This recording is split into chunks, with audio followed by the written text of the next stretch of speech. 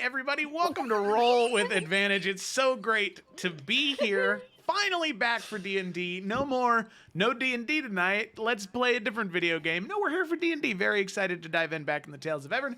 Let's roll the intro and dive into the session. To welcome you to the world of Evrand.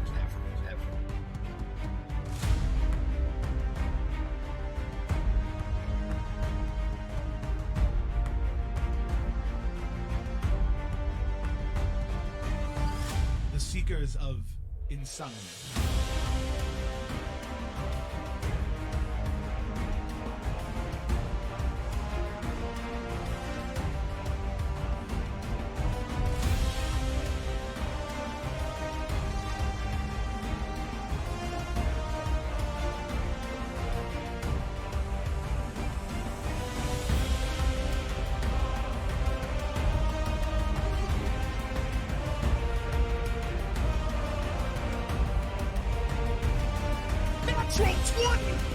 I told you to leave me alone.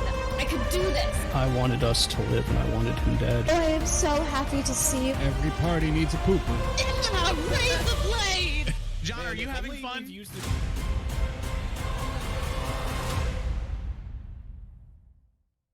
I would like to. And Cute. we are back. Oh my god.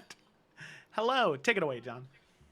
Welcome back after what, 2 weeks to the Tales of Evrand. Welcome back to RWA. Yeah, it's been a minute.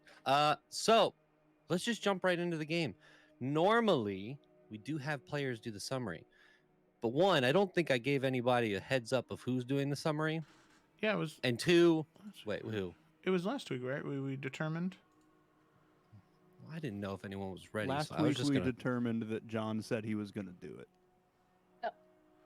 So I'm throwing us right into this game for the first time ever in RWA history. The DM is doing the summary, not the players. And it's going to be, look, it's going to be real simple, guys. Last time we left off, the party made their way to the Sea of the Dying, where a giant tornado, said to be where the rift to the plane of air is. The party made their way across the Sea of the Dying after days and days of travel, fighting a purple worm, making it through the exhaustion in the heat, but eventually made it to the tornado, where they found a strange, peculiar friend who called out to them in a language of giant. However, upon further, I don't know words, it was an Aarakocra Crazy. by the name of Cairo. Cairo let the party know that he was pulled through the rift, through the tornado, and he'd been injured. Basil and Yrsa healed him and got more information that he was with a group of other Aarakocra before he got pulled through to the Prime Material. He couldn't get through the tornado, but with the help of our friendly druid Yrsa, who turned everyone into fog, mist, clouds. Wind. Everyone with wind Clouds. walking. Everyone turned into clouds and went through the tornado, Cairo included. As they went through the rift, they saw an endless scape of air and clouds and a perpetual sunset in the background. They saw and arrived at their first rift, the plane of air. And that is where we left off. So, as all of you in your gaseous state somewhat look to one another, there's a slight form to all of you, but not really. You're all just like wind and cloud. You do notice, Yrsa, that your speed is a lot faster than the spell normally would let you. Everyone's fly speed is doubled while in the plane of air. Oh, So I believe everyone's speed is 600 feet per round with Windwalk. As you all kind of look to each other, for the sake of this, I'm going to allow you guys to like talk amongst each other, or else we would just have a whole beginning of the session of no one talking and figuring out what the hell to do while you're all clouds. So That's fair. you kind of hear this raspier voice of Cairo as you hear, wow, this is pretty cool. Welcome to the plane of air.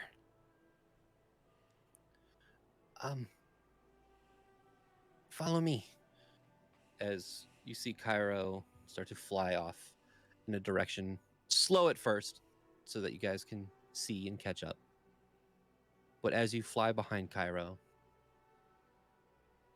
it is odd. You don't feel an up. You don't feel a down. You don't really feel a direction. Everything around you is sky. There's no determination that the ground is below you and the sky is above. So you're having trouble at the beginning figuring out your direction, your equilibrium. But you fly and you pass through clouds. As you pass through, you can feel in this state that some of the water particles through some of the clouds actually kind of catch onto your cloud forms and kind of just pass through. It's odd. You can feel the wind, but at the same time, you are part of it. And you watch Cairo flying and flying. In the distance, you can see what look like birds. Everyone make a perception check.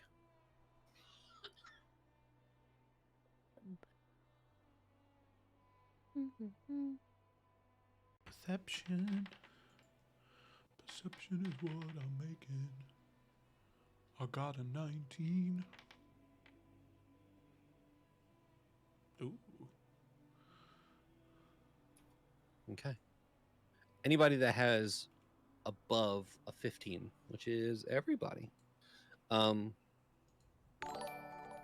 These birds that you see in the distance, you've read about them and or probably seen one of them before. They are rocks. A group of them. The bird, not the I was stone. just about to ask a clarifying I was like, question. you gotta Okay. say it. Yeah. There's about 16 of them God damn. flying in a slight formation. And then past that, nothing. But you fly. And eventually you start to see small floating pieces of land. Not big enough for anybody to live on, but you can see smaller creatures have made this their home. You keep flying and flying. At this speed, you probably fly for about 30 minutes. That you think. As you're flying, there is this wall of wind that hits you and kind of stops all of you for a second. This burst of air. It almost seems like it's a ring of air that shoots out and then disappears. You see Cairo kind of stop, look around.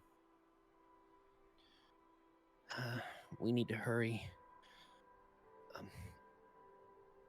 Come on, this way.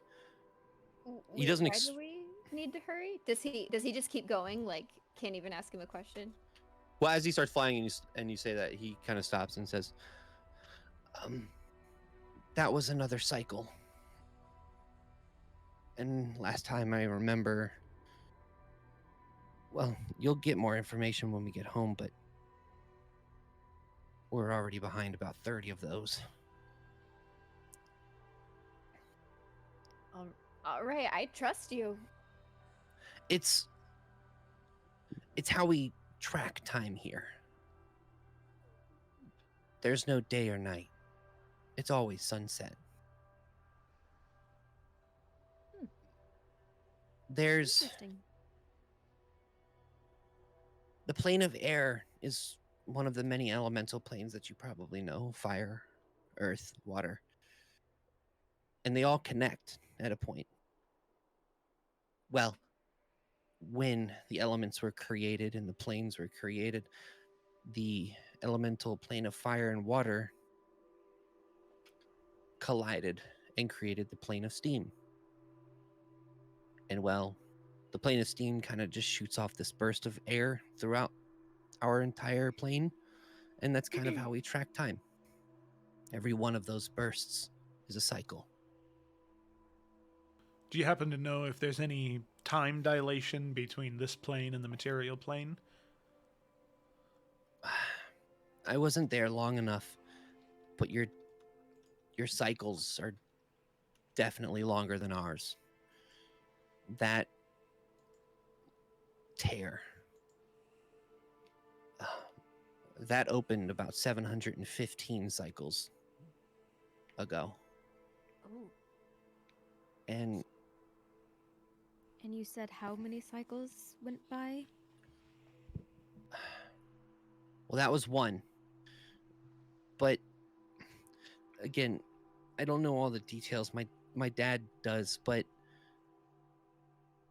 we have this thing we have to do where we have to give a trade, an offering to one of the nearby cities, the Storm Giant City.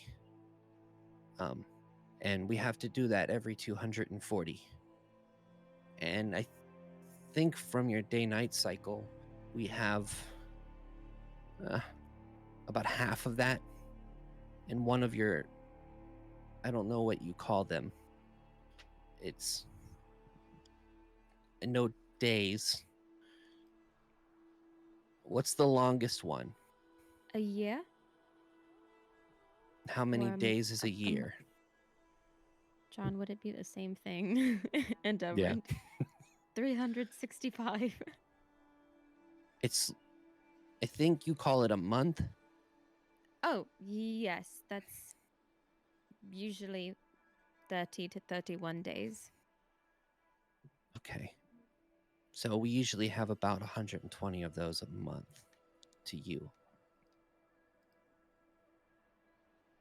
So, just so I understand, do you have to make some type of sacrifice, donation, offering?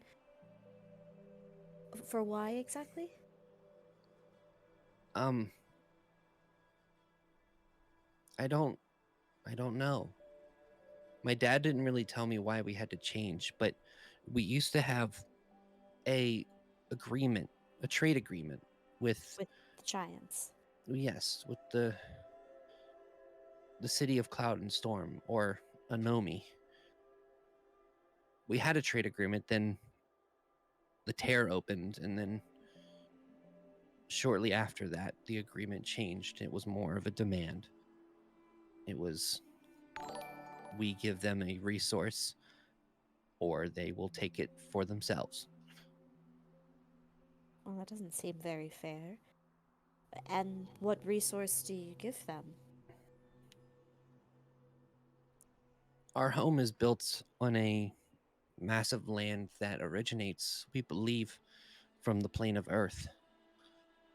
A large tree sits on top. It's known as the Adaigo tree. It is something special to our people, and it has special properties.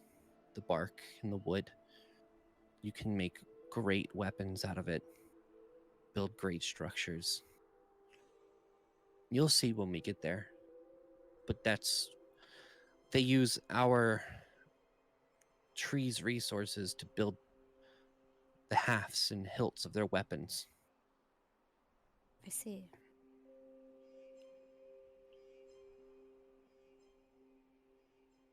But Well, again, you can talk to my dad. He probably knows more about all of this. of course. Well, keep leading the way, and we are right behind you. Okay. Follow me. And Cairo continues on. And about 5 minutes go by, and as you go through the clouds, they kind of part. and you see a landmass. You see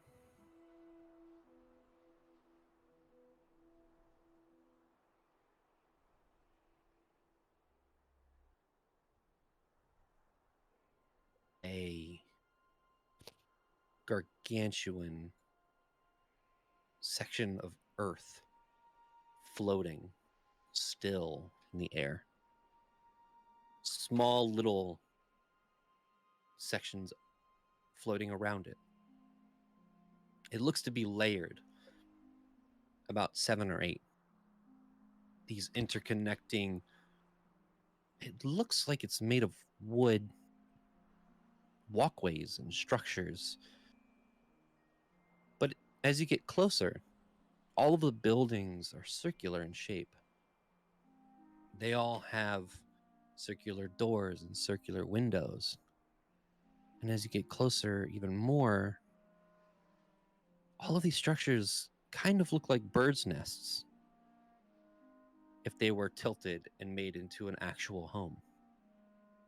Lining the different layers of this large mass floating in nothingness in the blue. And on top, there is a large, large tree. Interconnecting vines and twigs and roots. It doesn't seem to be solid like the trees you know. It seems to be hollow. You can kind of see the sky on the other side, but it makes this large structure. As you get closer, you hear Kyra say, "Welcome to my home, Pakasha." It's beautiful. Thanks. As you continue to fly, Yrsa and Basil, you pick up on this. Because of your nature, you can tell that tree on the top, it is large, but it looks like it's slightly wilted. Slightly not dying, but weak. You can see a half of it kind of drooping down. Some of the wood on one side is completely missing, but it still stands. But you get to the city, the village of the Aarakocra, in this section of the Plane of Air, Pakasha. As Cairo kind of swoops down, gets near the edge, you see some of the Aarakocra in the area, all types of different, what look like birds of different shapes and colors walk around. They don't really notice you, as Kyra kind of just looks to all of you and goes, are we going to be clouds the whole time, or? Oh, No. Yrsa will drop that the moment we are on solid ground. Oh, that's Okay. right. He's a sweetheart. As he kind of falls and kind of shakes his feathers out. I liked being a cloud, but this feels good. And you see some of the Aarakocra look in the direction of Cairo, and he kind of slumps down and he kind of just waves.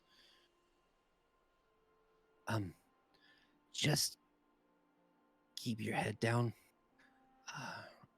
We're not too fond of visitors here recently.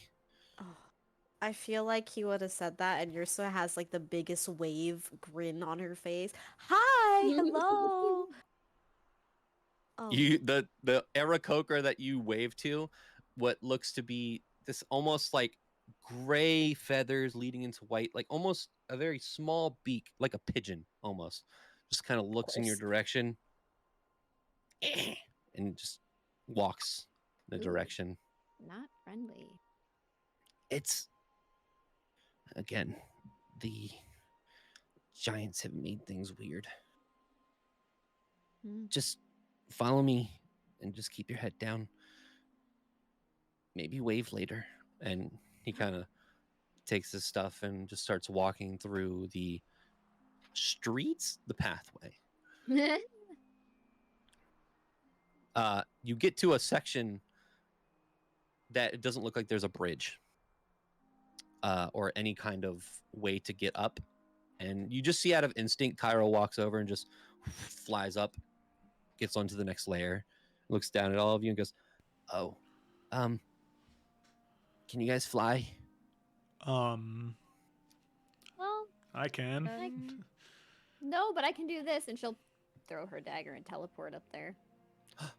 Well, That's that's cool. Can Rian she will. teleport holding someone? No, John said Damn. no. That's okay. Just give me a couple minutes, and Rian will just one by one. I can. Well, your soul will just misty step. Oh, we don't know what we're running into. Thank Okay, you, Rian. I don't want to use one of my spells. that's what I was thinking. But all right. Oh, Gak, you're.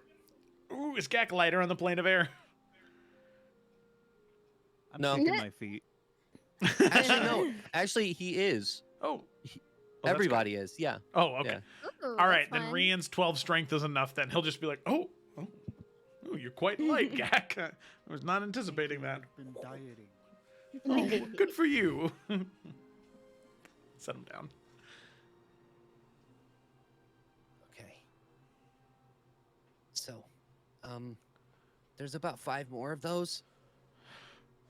Good thing everybody's lighter. Hey, John. In the Yeah. plane of air, can I teleport somebody?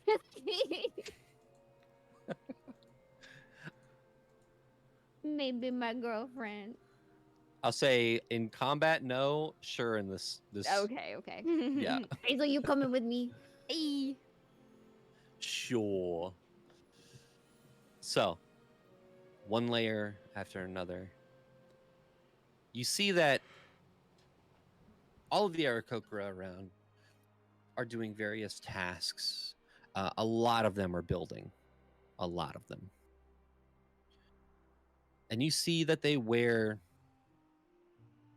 garments similar to what you're used to on the Prime material. There are robes and silken tunics, but it looks like it's all made from this environment. Like it's made from straw or made from the leaves from the tree above.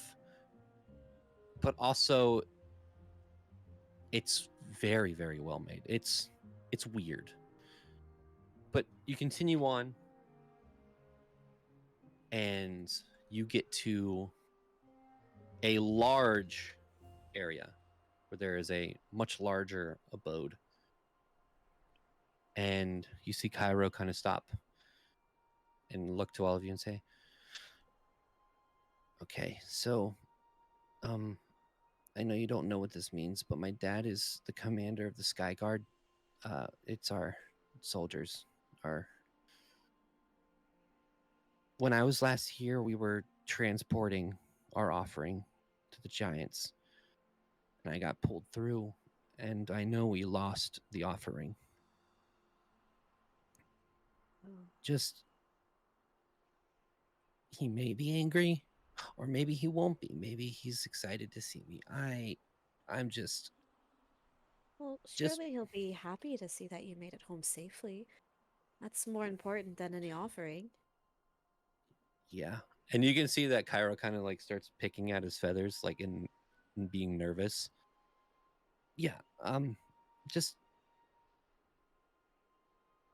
here we go. And he turns around and kind of just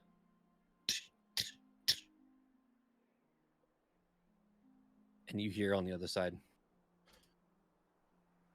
"Come in." And the door opens. And you see a lavish bird cottage. Everything is made of wood. or leaves or sticks or twigs. But it also looks like a carpenter did some of it. Like it's very odd. As you walk in, however, you do see standing at a table, turning towards all of you, this tall Aarakocra. White feathers that lead up into blue highlighted tips where his the top of his head is. The beak a gold, almost like the face of an eagle. Deep red eyes. His wings behind his back at the time currently, but they are brown and white.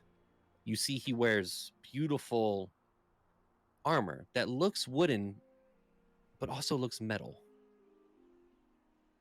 You see these large talons as he looks to all of you. Cairo. My boy.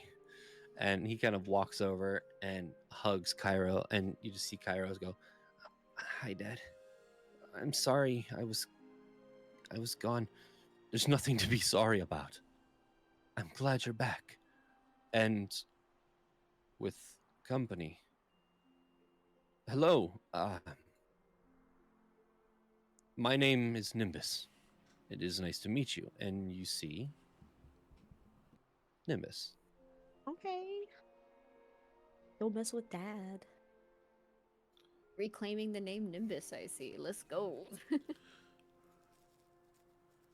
Yeah, Yurso will kind of step forward, and I assume everybody introduces themselves, and she'll just say, "Well, I know, and your son here has done a good job at explaining this, that visitors are not the most welcome around here, and we very much respect that, but we wouldn't be here unless it was extremely important. And tied to the reason why your son was gone for so long, there's a rift that is opened, and we are here to try to close that." The rift. That wouldn't happen to be the tear in the world? It's precisely that. I see. Well, thank you for returning my son. I was worried sick about you, Cairo. And you see Cairo just... Thanks, Dad. No, he can definitely handle himself. He almost scared us off. Almost. Almost. And you see Nimbus look at all of you. Very good, son. So, you've returned my son and come to look at this rift. Is there anything I can help with? Well, I mean, to be honest, maybe. The reason why this rift is still open is, well, on the material plane, it is, I guess we call it like a rift warden, someone who is connected to a side of the rift and sometimes pulls power from it. In order for us to close this rift permanently is, well, to take the power from both sides, so to speak. So maybe you can help point us in the right direction.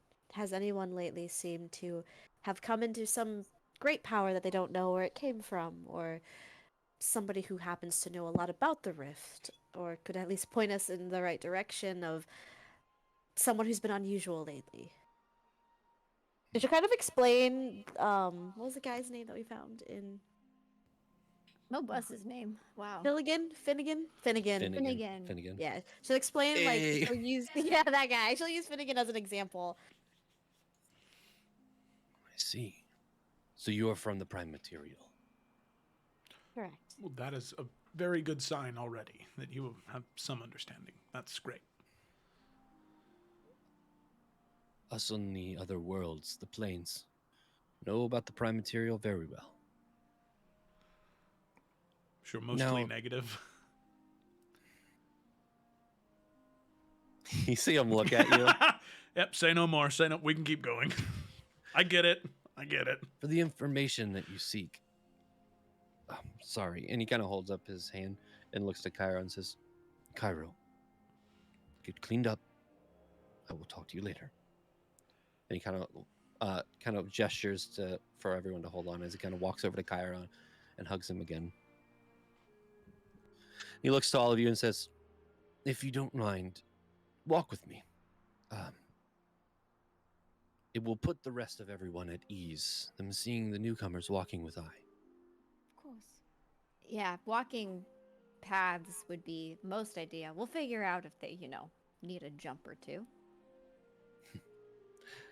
And you see him kind of walk past all of you and walk outside. And you walk into the thoroughfare of this village. And immediately you see the Aarakocra just kind of looking at all of you, walking with Nimbus and going about their business, not looking at you guys in the way that you saw them first. There's this understanding that you are welcome in a way. So as Nimbus continues to walk, it says, "My knowledge of the plains is very liminal. But you asked if there's been a power shift recently. If anything I know, correct?" That is correct. "The only thing that I know of is in the city of Cloud and Storm. The city of the Storm Giants. Anomi is what it is called.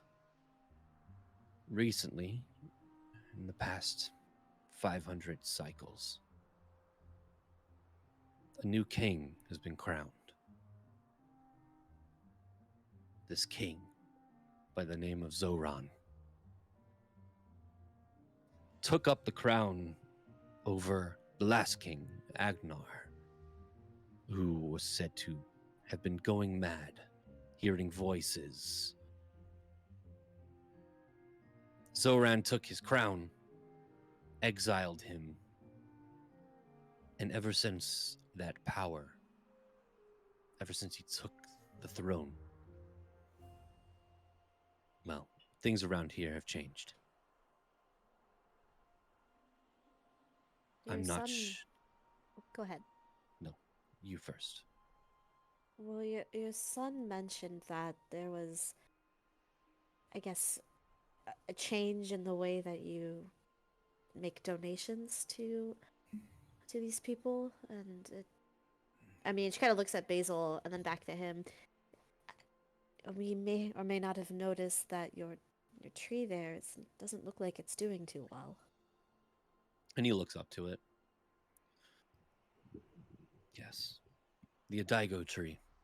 It is our life source, where we gain all of our resources. We have a special connection to the land here. Our ancestors have been here for millennia. We used its resources for our last offering, which was lost due to that tear opening. We are having to replenish with even more this time. We are about 30 cycles behind, and we should have donated. I'm not sure everything my son told you, but our agreement with the last king of the Storm Giants, Agnar, was that of mutual. We offer them the Adaigo wood and bark for them to create their weapons and use throughout their city, and they lend us their steel. That has all changed ever since Zoran took up power. He has been stating that things have been getting out of hand, not with us, but since that tear opened. Things have been pouring in, and they have had to vanquish them. It's more that they are protecting us, and we are Wait. paying for their protection. Pause, John. Question. That Yep. tear goes to the material plane, right? Not Yes. to any other plane. So he's Correct. claiming that things from the material plane are coming here and are, I guess, attacking? Question mark? That is what Nimbus is being told. Is that not a little Being sussy told. McGussy? Can I don't know what check it would be, maybe perception or insight. Can I look at him and see if he looks like he's clearly bluffing or if it looks like he genuinely believes that? Insight check. Can I also Who do knows? that? Maybe purple worms have been flying. Yeah, too. I guess that was like the only thing that I could They're think just of. I'm jumping like, out. Yeah. Come on, Kayla, come on. I was just like, Yeah, but what who's happens to the going purple there? worms once they get into the planet air? They just what do they Fall? just fall? Like, I'm just like, wait a second. Huh? 22 insight. Basil, for you, this is a bird person. It's really hard to tell facial expressions. They don't smile. They're just going like this and maybe have some eye movement. So you're just like you're just kind of reminiscing about the ravens you've seen in the prime material, and then you're looking at this guy talking. Yursa with a 22. Nimbus doesn't seem like he's not lying. He firmly believes what he's been told. Right. That there are threats coming through the tear and that the storm giants are handling them. Well, that would make sense why maybe the people here are seeing us as, threatening. But it is a little surprising to hear that, as where we just came from didn't have threats that really could even get in to the rift because there's a tornado. I mean, even we had to brainstorm on how to get in here, so that's quite interesting. Yes, It's not accessible. Could this not be a timing thing? There's no threat at the moment, but there has been. It could also, I mean, if we're going to give them the benefit of the doubt, there are servants of a malevolent force that would wish to see these rifts grow and expand and get worse, be more all-encompassing on both planes, yours and the material. So, if they are telling the truth, it could be servants of this force, servants of this individual trying to wreak havoc. Perhaps the storm giants were referencing those individuals. Because we did see corpses outside of the rift, right? That Cairo Yeah, had you saw Yeah. humans. Oh, You that's saw true. humans. Yeah. We did. something Hmm. smells fishy around here. So maybe the storm giants did. I don't know. Yursa kind of looks over at Basil, thinking that she had like initially the same thought still, and looks back at him. Well, I don't want to point any fingers or say anything that might not necessarily be true, but do you think it's possible that we could speak with this? Is he a king, you said? Yes, he is the storm sovereign of the city. Does he see people, perhaps?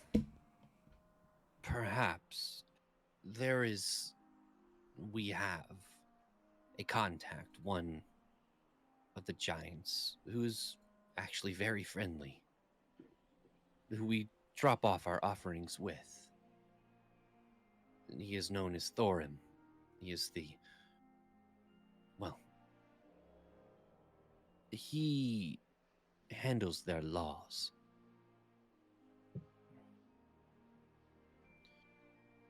He might be able to get you an audience. What were Do you you gonna think- say? Oh, go ahead. Mine's like not off topic, but not related to trying to get an audience. So I was gonna ask, how long have you noticed your tree is not as lively as it once was? Well, that is because we are having to use it before it can replenish fully. Because we lost that offering, we have to use more before it's had time to be healed.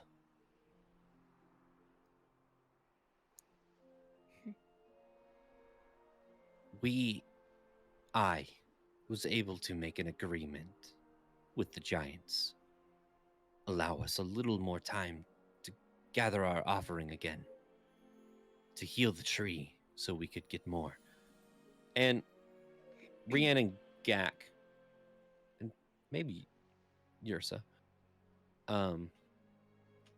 as he's kind of talking, you do notice kind of down a little ways, there is a large basket that is being filled with wood and bark from this tree. Like this offering is being replenished as all of you speak. You can just kind of see it down there as he's kind of talking about it, recognizing it. And he goes, our next song of growth should be soon, to grow the tree, to get more resources.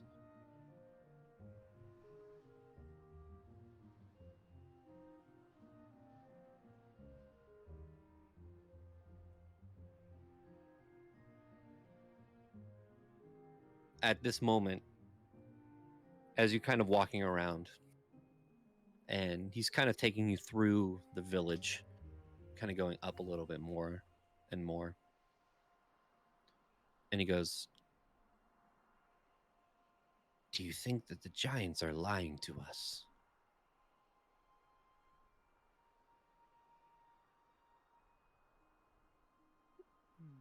I think that without more evidence, it's hard to say. But it seems as though if, I know the rules are different here, but if the ideas of harvesting metal and harvesting wood stay the same, it's probably a lot easier for them to harvest this metal than for you to get the wood for them. I think that they might be abusing this just a bit. I can't say for sure, though. I don't think any of us can say for sure. There's not enough evidence one way or another. There was definitely remnants of some sort of fight near the rift when we entered, but also none of us, I think, paid enough attention to see how recent or what weapons were being used. Maybe Cairo would know. He spent some time there longer than us, but who knows? Maybe. Oh, well, we also just got here, so you know.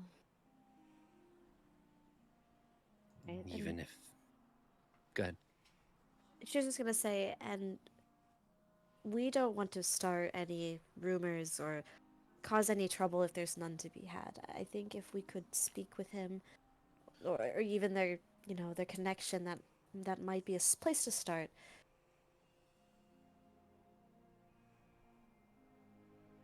And you see a little bit of gloom over Nimbus's posture as he just says, even if the giants were lying, there's nothing we could do. If they lie, would you be the one to call a storm giant a liar? Well, That's fair.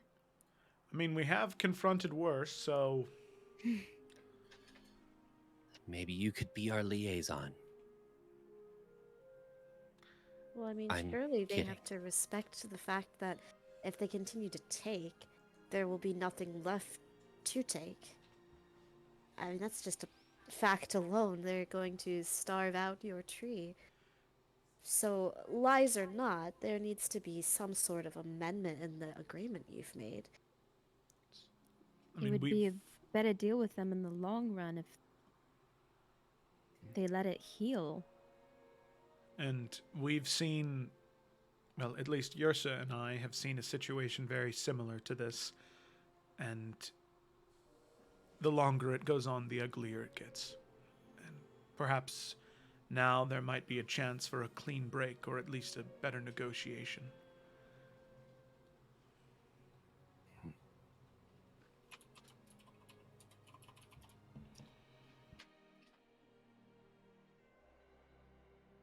there's a lot to think about.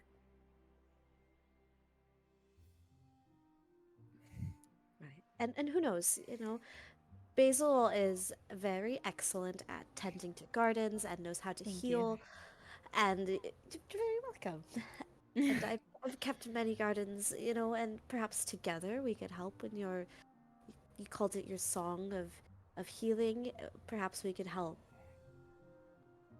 He looks towards you, and if an Aarakocra could smile, you see a little bit, as he says, "That would be a sight to see. I'm sure you will be hearing the song soon. It's not a matter of fixing or healing the tree. Like I said, we have a very special connection to the tree and the earth here. It's time that we are not being given."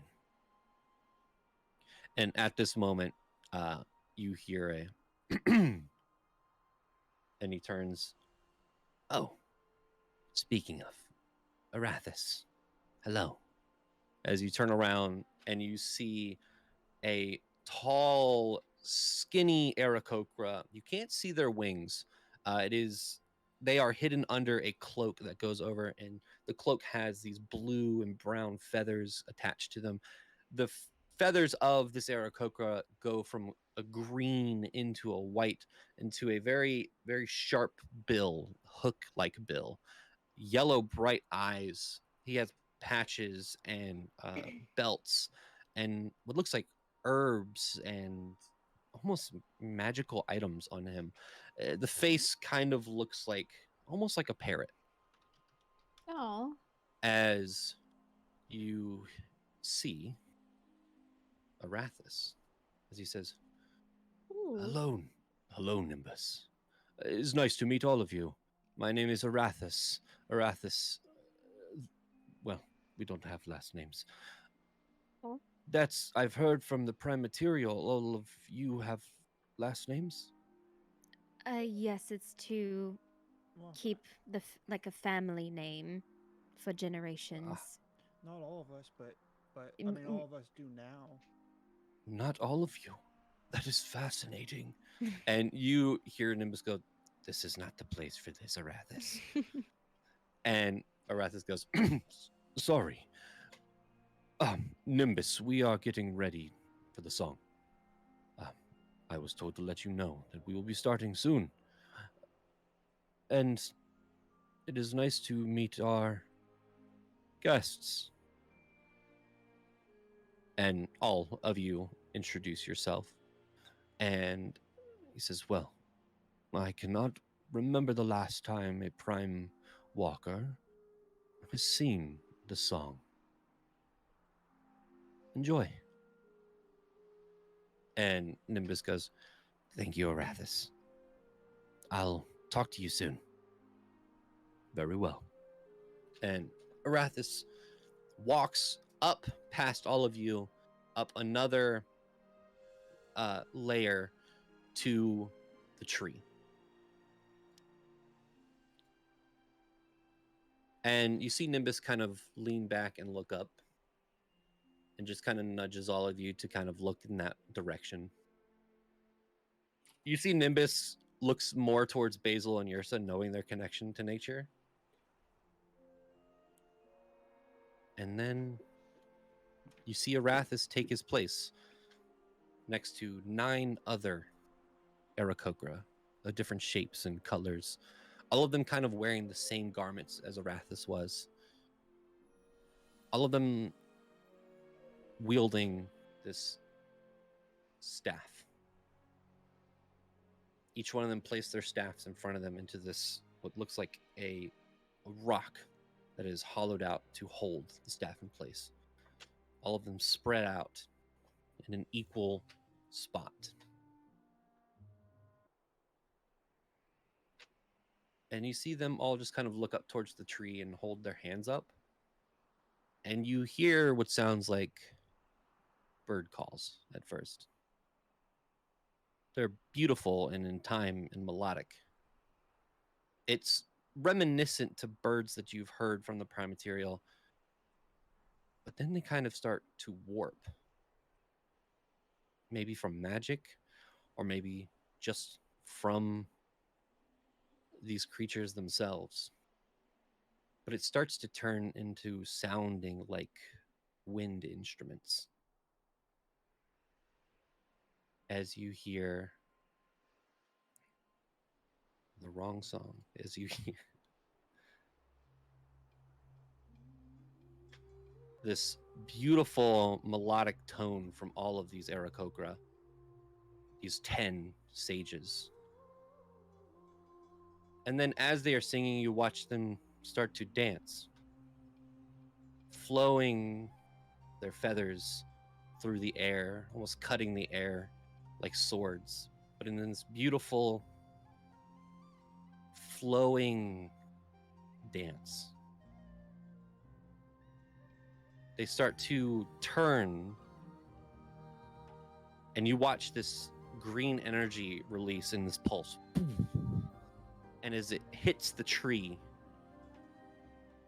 you watch those parts of wilt start to regrow.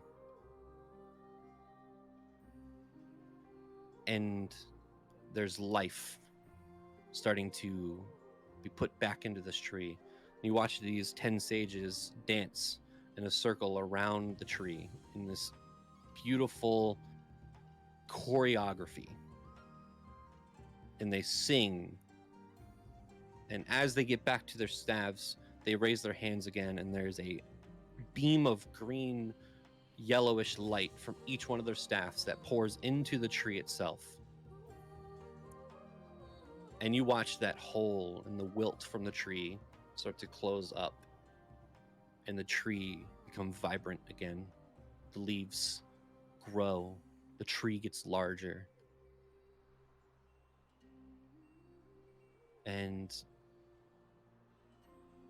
Yrsa, you feel this odd sensation, this connection as they dance, and this tree becomes whole again. You feel like your feet are rooted into the earth in this moment. And you can't tell if it's because you're surrounded by air and nature.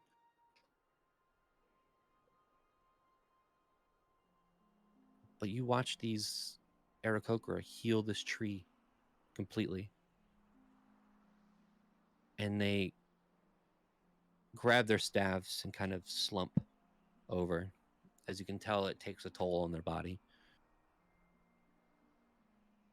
as they kind of all sit down and start to meditate around the tree. As Nimbus says, "We have never had to do that. This close to another song. This is our second song in less than 100 cycles." Is it bad to do it multiple times? Not only does it put stress and strain on the wind callers, looking up to the Aarakocra up there, but it forces the tree against its nature. We normally only ever do the song every 200 or 300 cycles. And as you guys are talking, you feel that gust of wind again.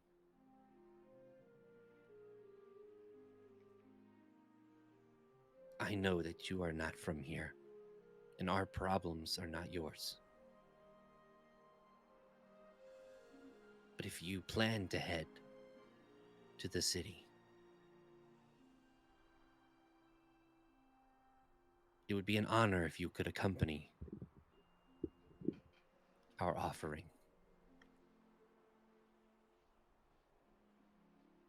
And if possible, if you do get some sort of audience with the king, tell him our plight.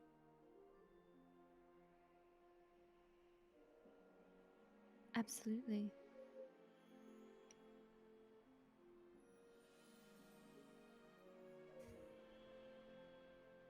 feel Yeah. free to.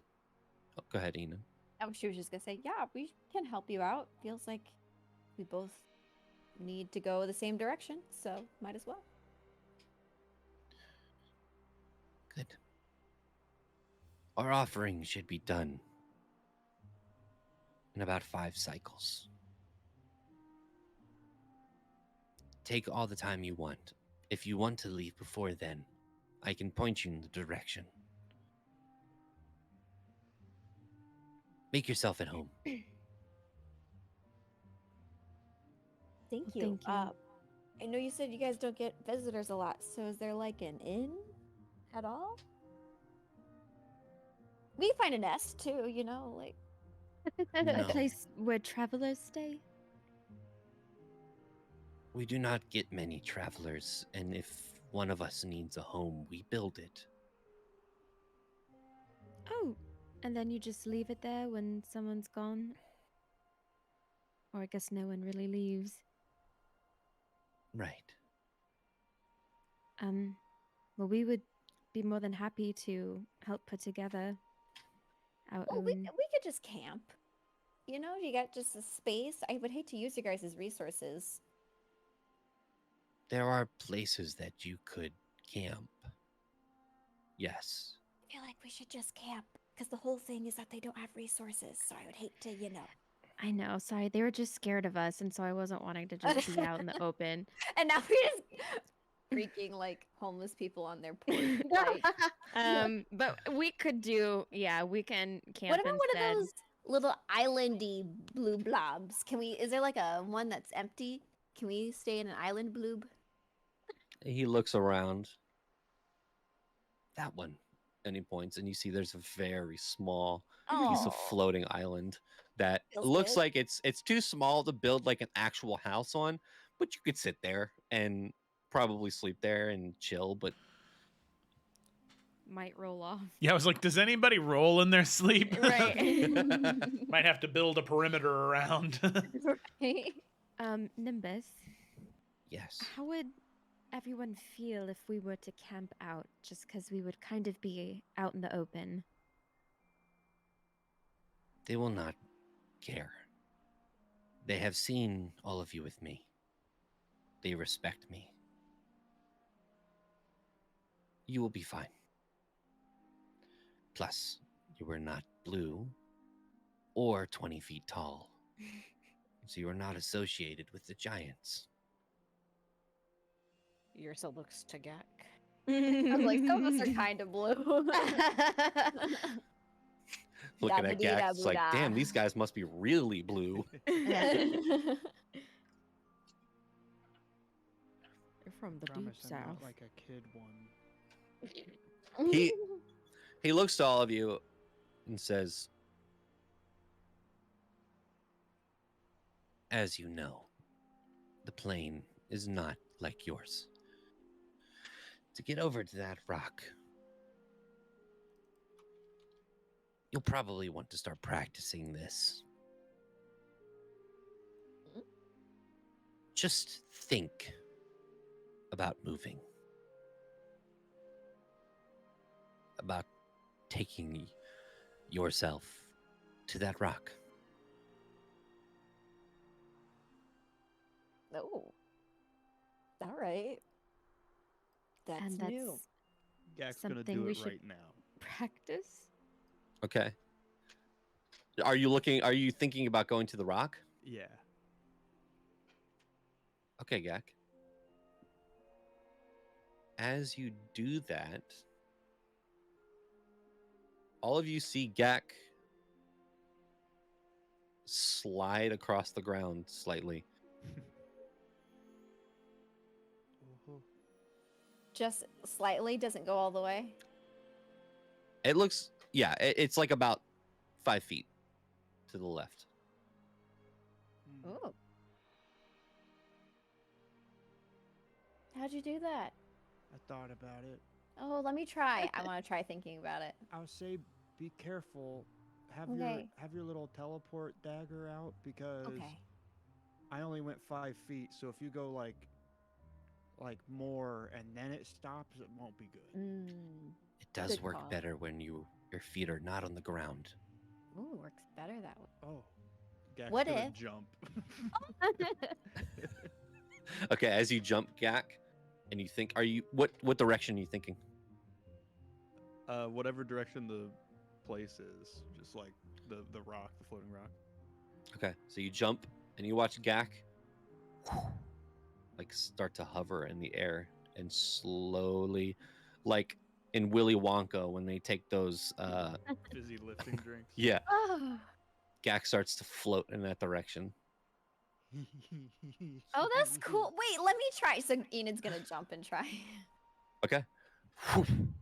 And you start to float and it's so odd. This is the first time you're realizing gravity is only working here if you want it to. Oh my Oh my god. gosh. Nimble, I That's know so you're scary. used to this, but this is really Nimble. cool.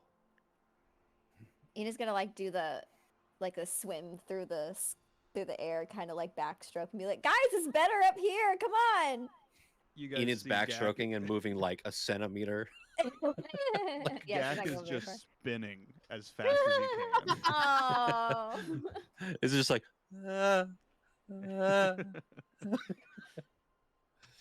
It's gonna get sick. And Nimbus looks to the two of you floating, and looks to the rest of you. I'm sure you can handle it. So, Yes. if I can fly already, does this happen? Am I faster? Very much. Oh, all right. Then Rian will he'll turn on the boots of flying and he'll think of going to the rock. Okay, so for the purposes of this, just for lore, because it's not going to come up. This is the only time it's really going to come up.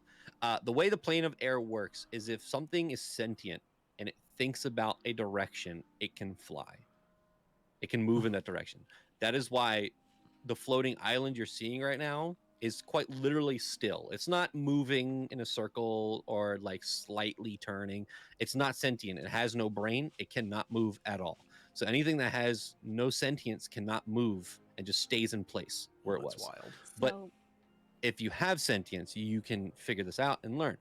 So, for the sake of that, if you do not have flying and you fly through the plane of air doing this, your fly speed is your walking speed. that makes sense. If you have flying, your fly speed is doubled. Wow. That's pretty good. This probably That will is why come up when you were later. wind walking, you went from 300 to 600 feet. That makes sense. I just want to say, guys, I know we were making jokes about the purple worm, but it could just Yeah. fly If through it here. was if it was smart enough, I That mean, would be sentient. You so said sentient. wild. That's anything that's got a brain. it definitely is an intelligence thing too. Oh, But if it okay. the thing about the plane of Uh-oh. air too is you would fall forever. There's no ground, so you would just Yeah. fall forever. So I Yeah. guess the purple worm would fall forever until it learned it could fly and it would start flying. Here's the thing. I feel like compared to a lot of D&D sentient things we fight, the purple worm would pass the intelligence check. Yeah, Mhm. I think it would. Vandarin wouldn't. No. That's because he's dead. Yeah. Hey.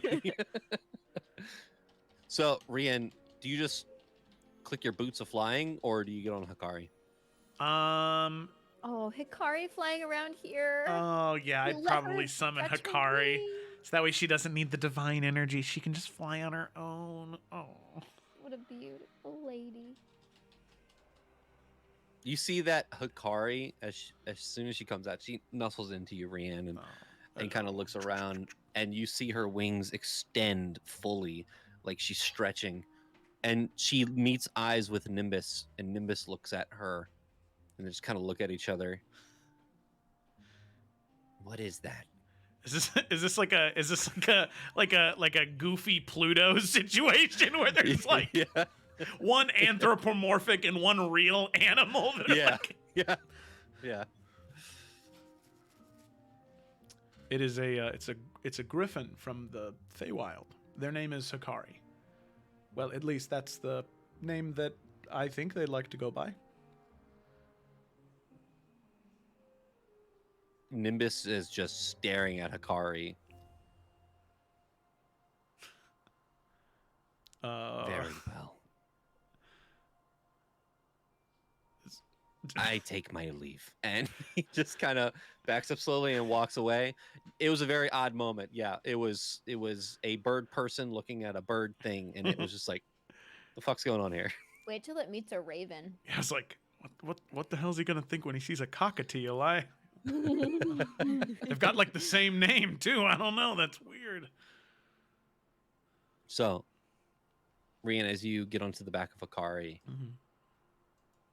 as soon as you take off, initially, you have to hold onto Hikari because she doesn't even realize as soon as she takes off, she starts flying at an abnormal speed and then stops.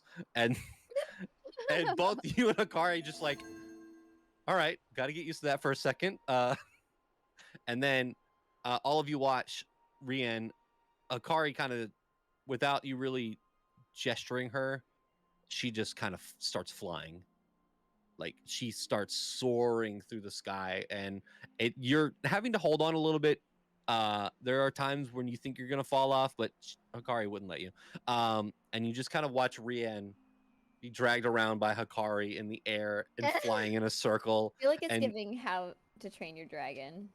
Hiccup and Toothless. That's cute though. Whoa, Nightwing! Whoa!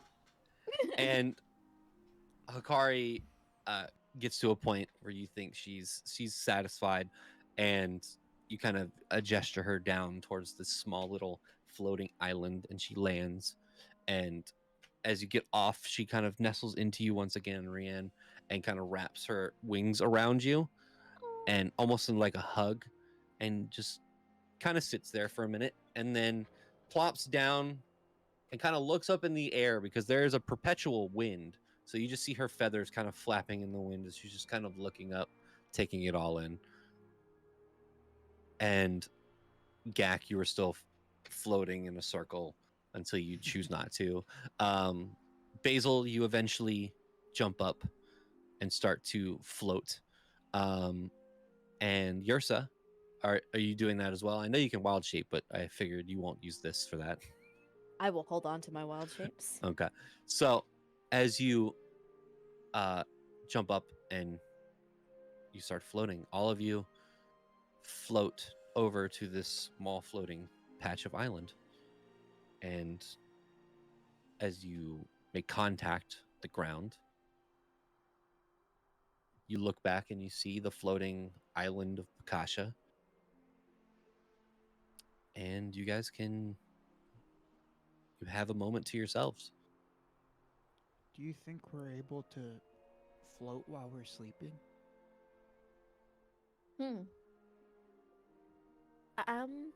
If you do that, I think it might be a good idea to tie something to yourself so you don't float away. That'd be kind of fun. That'd be like one of them ships that you see, like a ship where you tie it to like the wood. Oh, at a dock.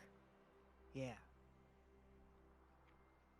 Well, if you're comfortable and think it's fun, I think we should do it. Maybe try napping first.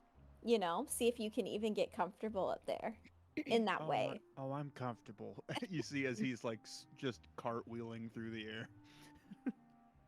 Oh.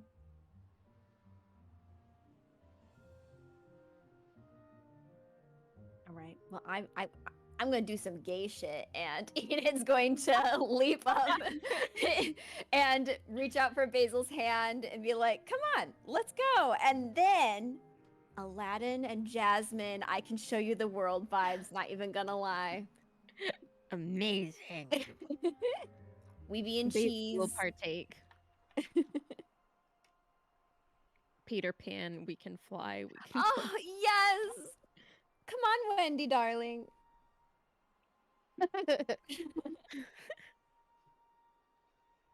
Aw. Go Yeah, we Geisha. dancing in the wind because we can, and we got 4 days, 4 cycles. I'm sorry, my bee. So, okay, can I ask a question about the cycles? Yeah. So, every time the wind hits us, that's a cycle, Mm-hmm. which is a So- day. No. Time is weird. Yeah, time is weird in other planes of existence, and It's sometimes as a DM you got to come up with some dumb shit, and this is one of those moments. So, a cycle for you guys in like a day. There's about 15 of those in a single day. Okay. okay. But So- he said that the material plane days are longer. No. So a material plane day equals 15 of those bursts of wind.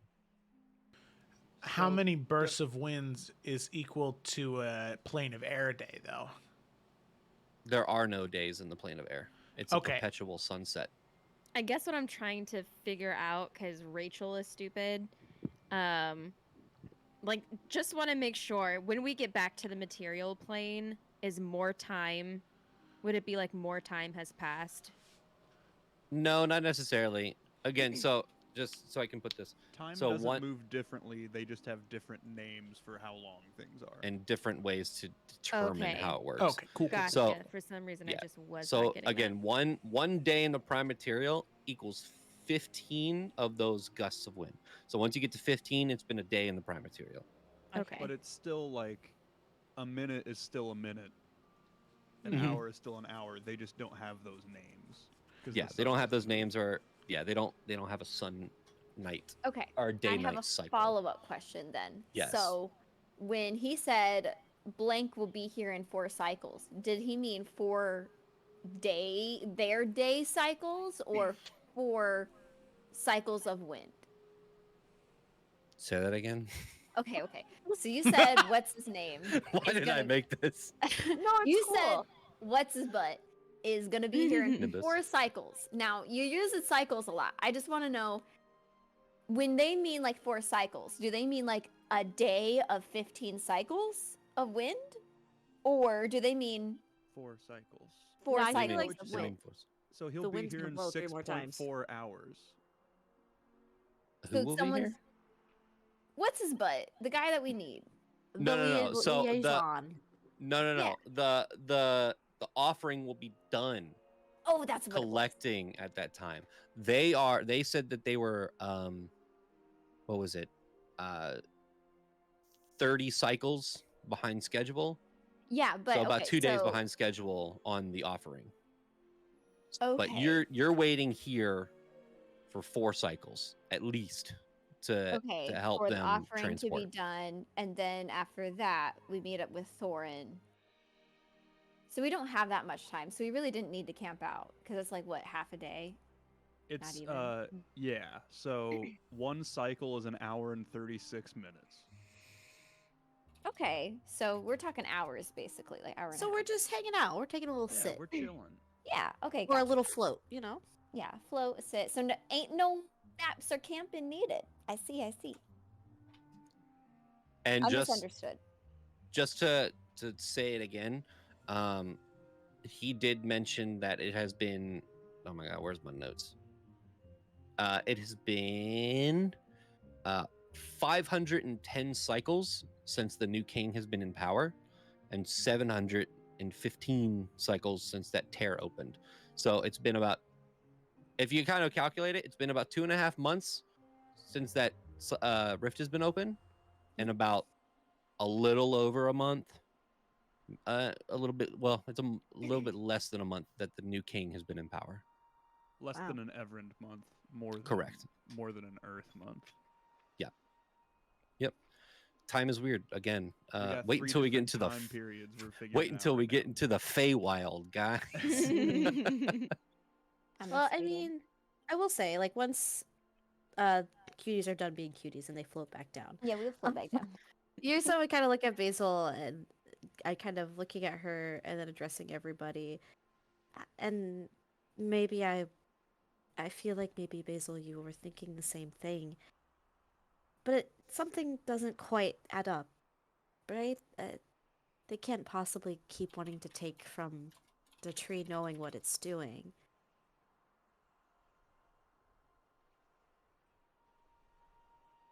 think they'd be dumb if they were. And we did see bodies outside the rift, but they were human bodies. And other than those worms, I think that's really it. What else is out here that's going to purposely throw itself into a rift, especially if they don't know what it is?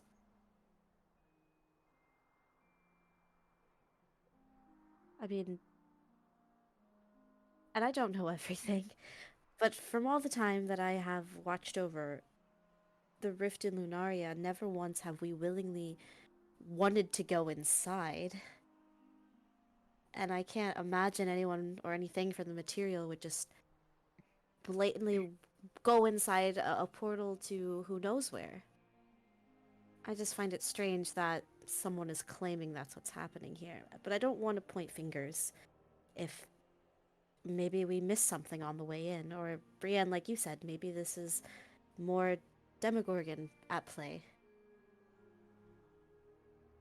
I mean, I don't have as much experience with rifts as you, but they're Goliath, right? Giant? The Goliaths that are coming in, and or wait, Giants. what's They're the storm giants. Storm giants. They're too smart to be able to. I guess I don't know. Maybe too dumb to figure out how to do all of this without some assistance outside. I would say I don't want to point fingers, but I don't know. Maybe the new leader, maybe it could be the Demogorgon, right?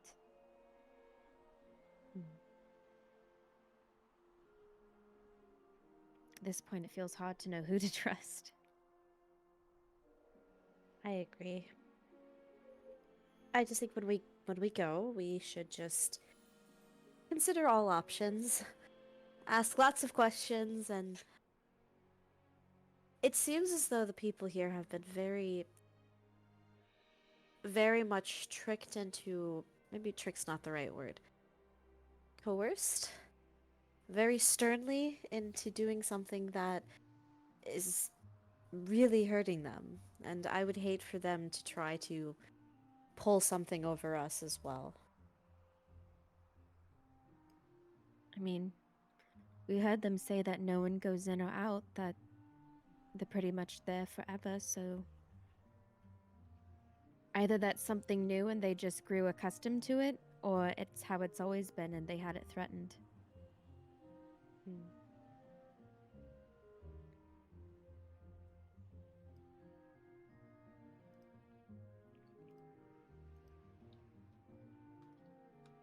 We got some sussing out to do. Okay. Yeah. Go ahead, John. Sorry, big dog. No, if you guys, I was, No. They I was linger about on to- this thought. No, they think on this. I was about to Do move we us on. know- So Move us on. Do we know where the new king has been? Like how close it is? Wherever they got in power. the city? Is it the city that we were at, or is it a different place? No, it's this. They keep talking about the city of Cloud and Storm. Mm. It's a city somewhere in this plane. Gotcha. Well, I don't But- want to just go searching randomly for it, so.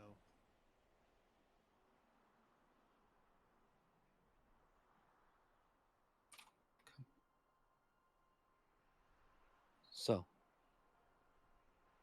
as all of you kind of take in the surroundings, you do watch that the Aarakocra in the distance. During this time, you watch a couple of them build almost an entire house. Not the interior, but you watch Aw. from nothing this whole thing get built. This bird's nest of a house, another addition to the island. But you see that basket fill and you feel, and again, it's not this force that kind of pushes you back. It's just this slight strong gust of wind that you can tell there's been another one. And 4 later, you see Nimbus in the distance near the basket with Cairo next to him, who's kind of looking towards all of you. As all of you kind of pull your things together, are you heading over to him? Yes, yes. Might as well. Yes. All right. So, you see Cairo standing next to his father Nimbus. His feathers seem clean and almost like he's slicked back his hair in a way. His feathers are kind of down and slicked back. You see that his armor seemed a little bit more glossed over, and he might have a little bit more on. Cairo just looks to all of you and goes, "So you're coming with us on the next Anomi cycle?" Yep, that's the plan. All right. Did you figure out how to fly? Ursa looks to Gak. Yep. Gak's back to spinning. Nimbus kind of looks down to Cairo and says, "They will do just fine. If all of you are ready, then we can proceed." Yeah, I think we're all set. I think so. Very well. And you watch some of the other Aarakocra. You see that there is about 10 Aarakocra with you.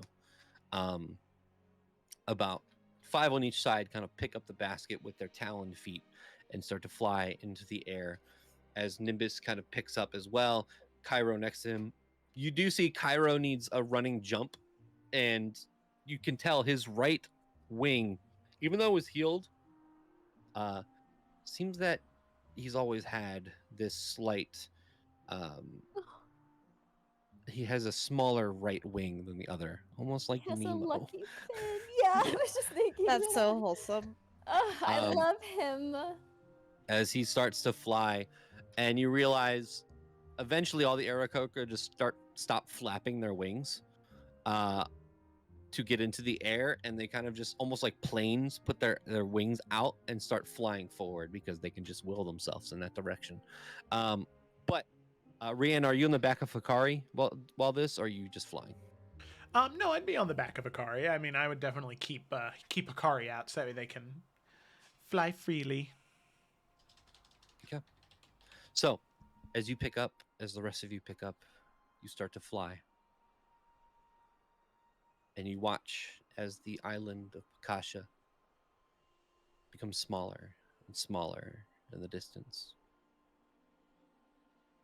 You fly through clouds, and on the other side, again, just boundless air and openness. And now, all of you are flying at this point, not in a cloud form, but as yourselves. Like superheroes. Like superheroes. And if you want, you can hit the Superman pose, whatever. And all of you just kind of look at each other. Is this moment of like serenity. You've been through hell over the past months, and you know that you're continuing to go on this journey through the rifts and to Demogorgon.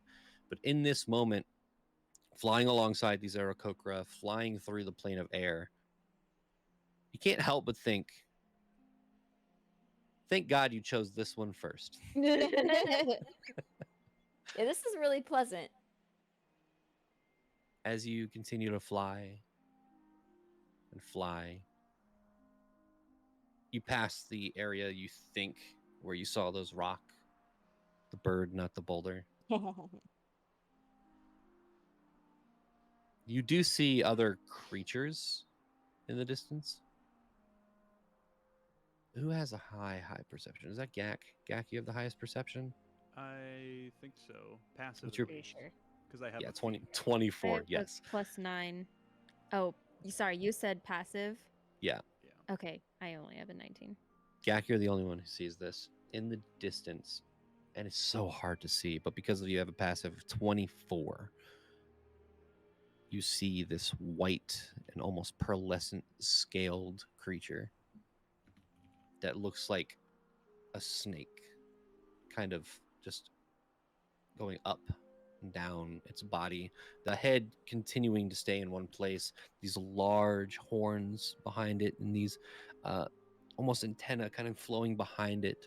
It almost blends in with the skyscape, but you see this beautiful but gargantuan dragon.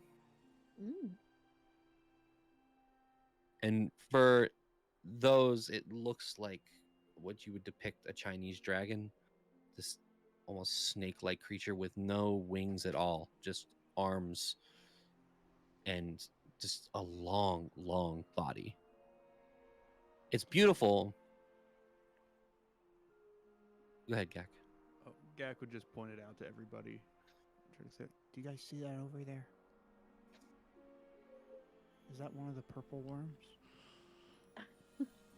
I mean, when he points it out, can we even see it, or is it kind of blending in because It takes like a minute to squint, but you eventually see it. Oh.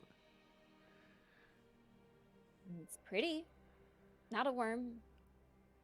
Well, I think worm with a Y almost. Oh, what's that?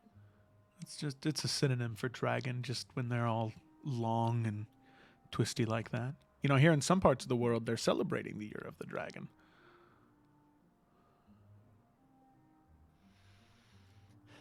No, the Some more parts. you know. Yeah. That's cool though. Mm-hmm. I wonder if You it's hear- friendly. Uh-oh. You hear Nimbus after that, Enid go, "It is not friendly." All right. Okay, all right. Just fly. Made that decision for us. He will not engage any further. Now's not the time for dragon pals. Dragon tails. No dragon tails See, today. Felicity wanted to be like, oh, is it because it's a white dragon or worm thing? But Enid's too dumb for that shit. So putting that in the box. Why is the It's fact that a kinda- white matters, huh? It kind of looks like Like this, evil. Oh. but you know, Pretty not cute. exactly. He's got I was he's got thinking a little mustache. the one from. I was thinking from Spirited Away, but instead of, like, Haku! yeah. That's a good one. No, Shihiro!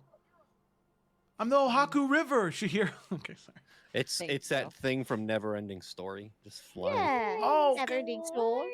Oh, what is it's his name? Falcor. Yeah.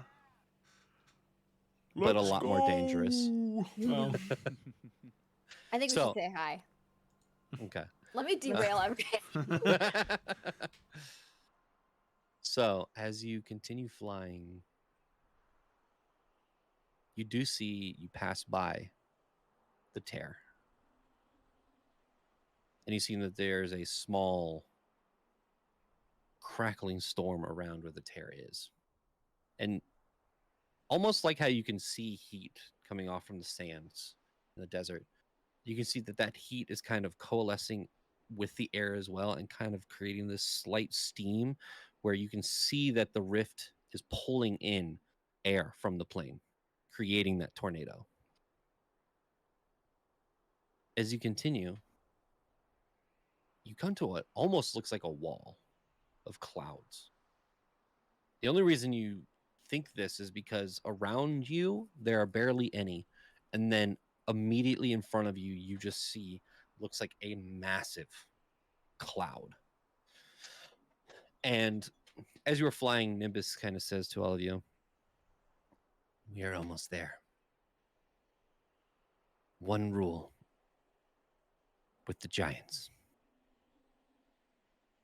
do not speak unless you are spoken to. They have a system of respect. It is odd. And whatever you do not get on their bad side. This is not the group for the mission. Luckily, they are a city of law and order. They are Dum-dum. civilized. Dick Wolf. But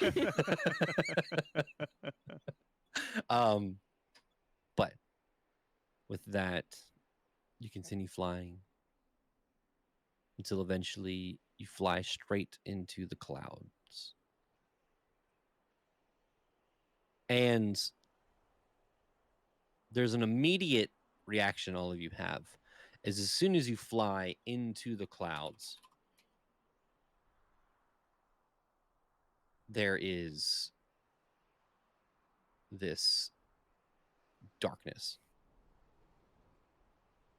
And you hear this rain beating down on all of you. And you see thunder and lightning.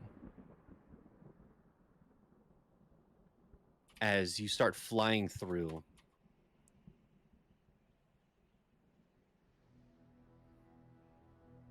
the sunset seems to disappear. And you watch the Aarakocra continue on.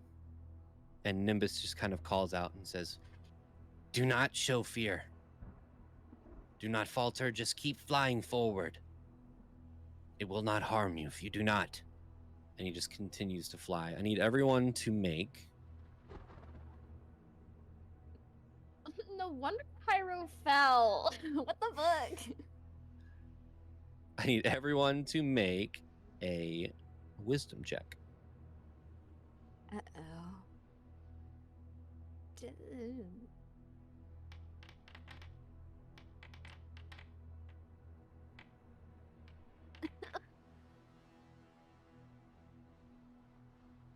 Basil, we on the same wavelength. Dumb girlfriends. Can we be lost together, please? It's not so much a thing of being We're lost. too busy talking. Enid and Basil, are you guys holding hands in this moment? Yes. Why not? Okay. It You only are makes sense. You are struck by lightning. Oh my fucking god. But as you are struck by lightning, it's not this electricity that kind of courses through your veins.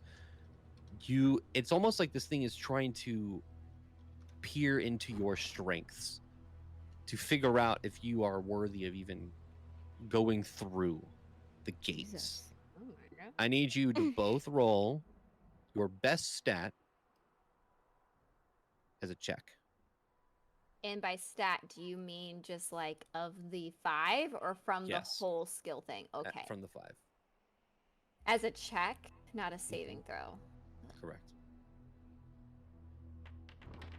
Not that much. It's not great.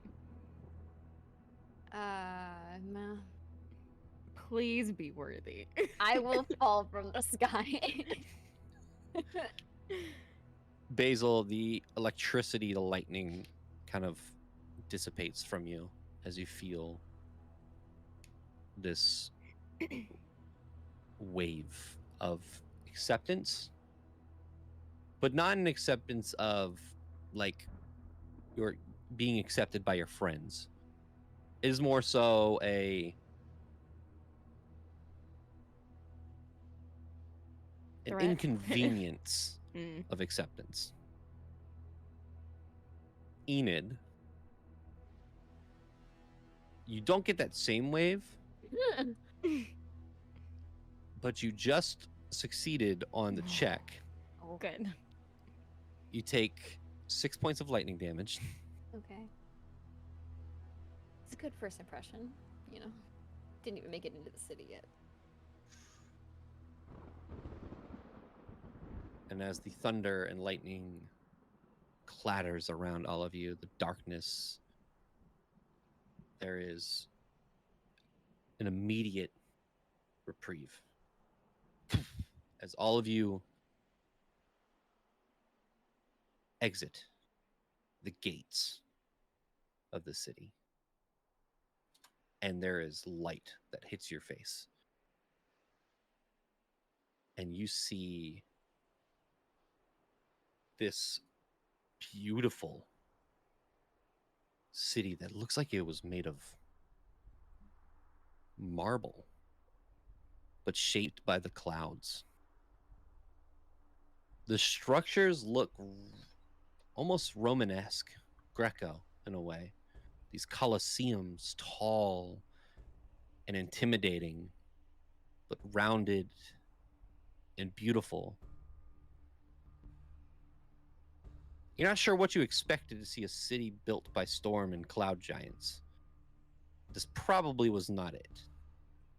In the distance, you see a large structure, this towering castle in the distance, with this bright blue glow, either from magic or from the blue light cascading through the sky around. You see what looks like almost clouds themselves flying around this city in the shapes of different creatures, like pets that kind of dissipate into the clouds. You see the city of cloud and storm, Anomi, in front of you. Oh, that looks so cool. Oh my. As you make your way through the wall, Nimbus kind of looks back towards you, slowing down slightly, and says, "Welcome to Anomi. Follow us and keep your heads down. I'll introduce all of you, and we will take it from there." Agreed. Agreed. And he kind of picks up, and Cairo just kind of looks back towards all of you and kind of thumbs up, his little feather thumb, and flies next to his father. As you kind of make it down, the structure's getting closer and closer. The city already looks massive, but as you get closer, you can see the denizens walking around. Dark blue skin. Everyone you see. There is some depictions that you can tell from some of them what they possibly are, storm or cloud, and that is because the cloud giants, their hair, beard, any facial is made of clouds. This kind of steaming cloud around their face, creating their hair and beards, and you can see that they kind of wear more flowing robes, whereas the storm giants, you can see, all have these veins of electricity slightly glowing in their veins, still a dark blue skin,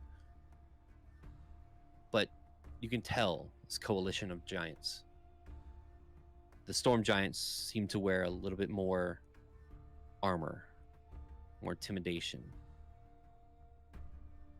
As you get closer, all of the structures, obviously, are built for the storm giants and the cloud giants.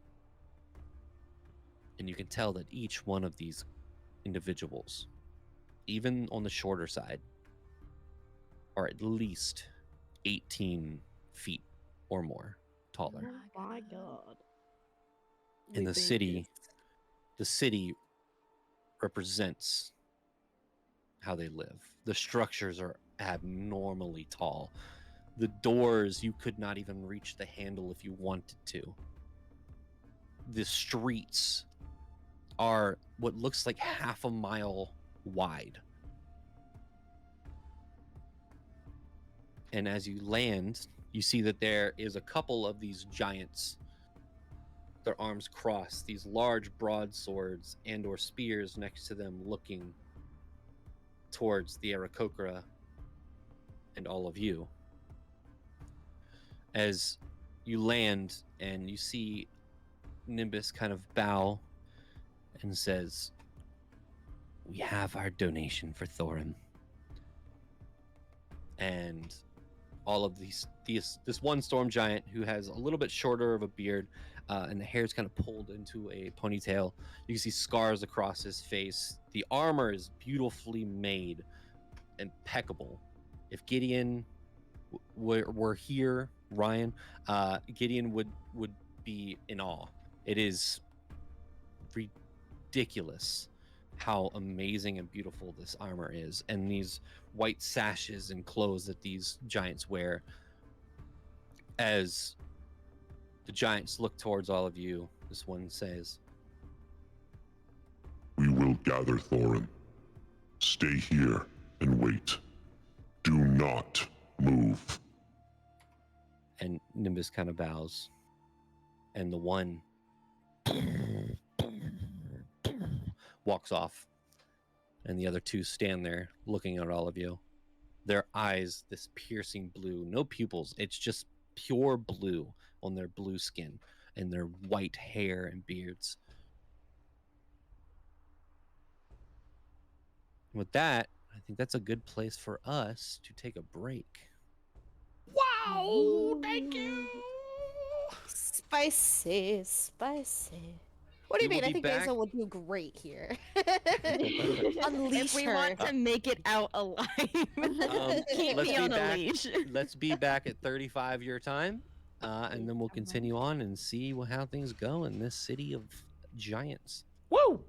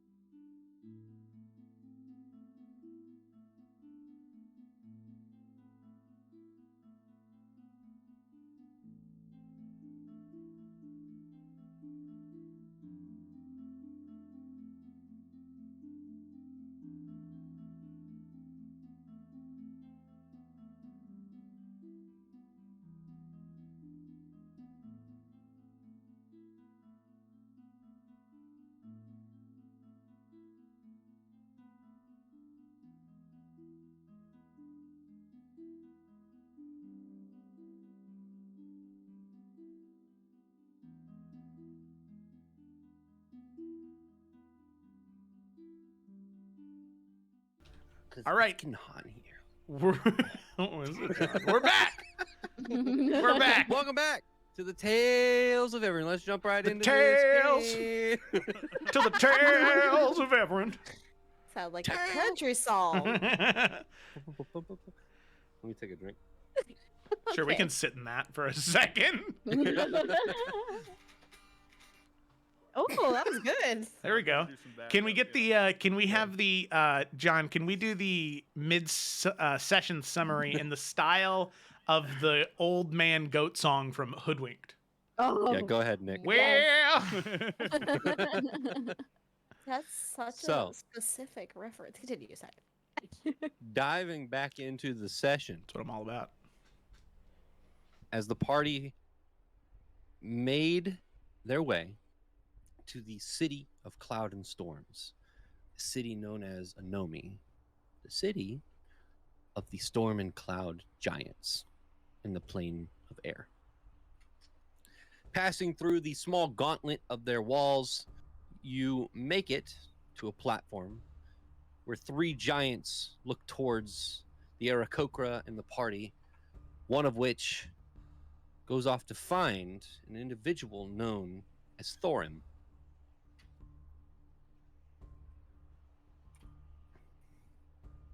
As you all stand there, there is a awkward silence. You can hear all of the footfalls echoing through the streets and alleyways of all of the giants walking around. These two giants, their arms still crossed, staring at all of you. Nimbus does not move. Cairo does not move. The offering just sits there.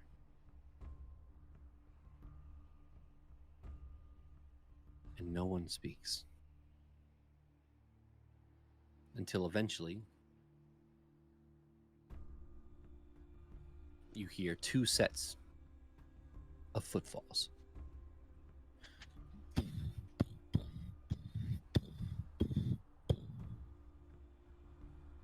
You see that giant with the pulled up hair and trimmed beard, the cloud giant, who went off, is accompanied by an individual who also seems to be a cloud giant. You see his very long beard that goes to about his pectoral muscles, very wavy and curly. His long hair on top also goes past the shoulders. He has a little bit brighter blue skin, pointed ears that kind of peek out from the beard. This almost scar-like pattern on his face. He wears beautiful armor sashed with white robes and a large sword on his back.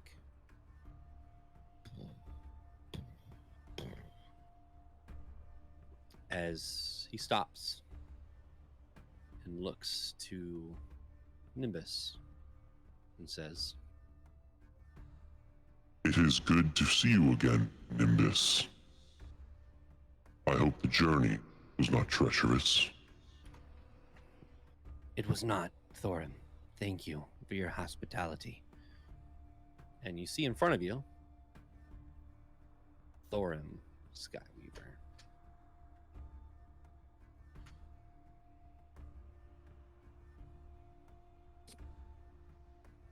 Who are your friends?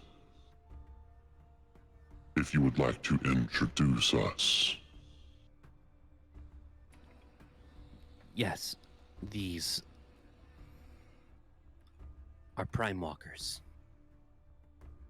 And you see an eyebrow raise.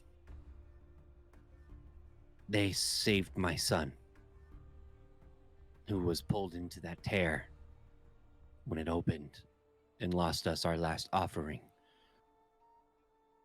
Again, I apologize for our clumsiness. And you see Thorin look to all of you, looks back to Nimbus at the clumsiness comment, and says, "There is no need to apologize. Things happen. We are grateful that you have brought this offering with you in full and taken the time to give us more.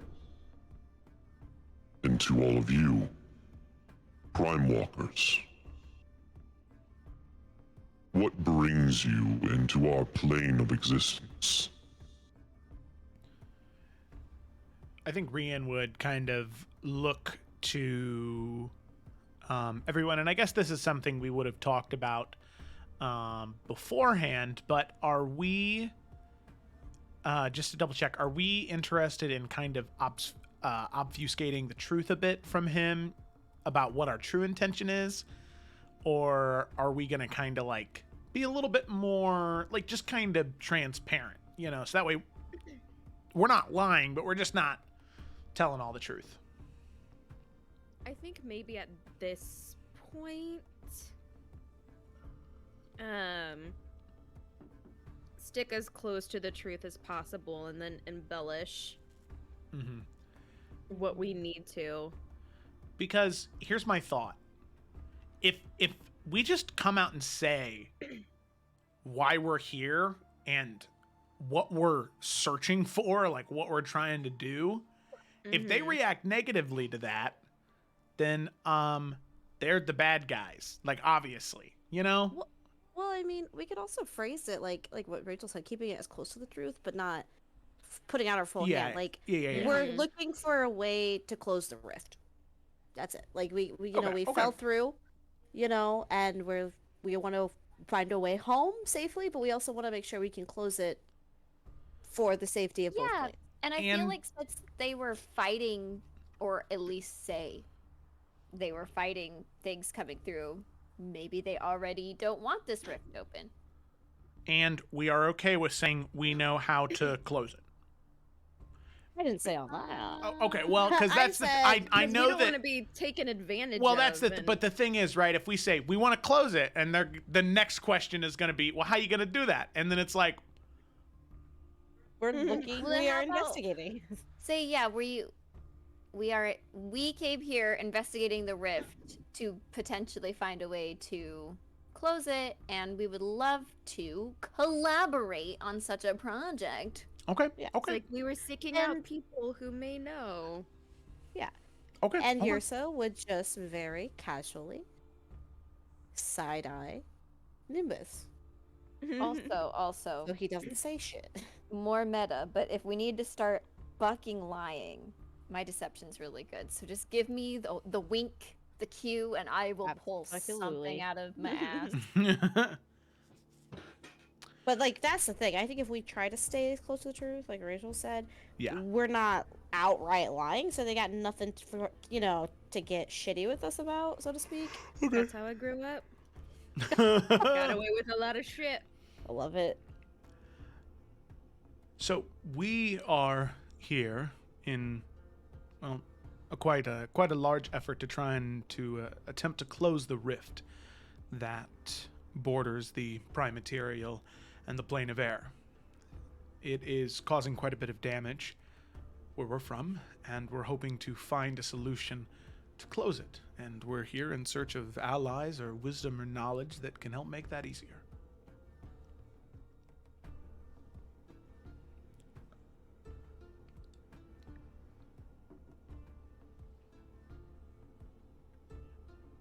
Close the rift. Tear. The tear, yes.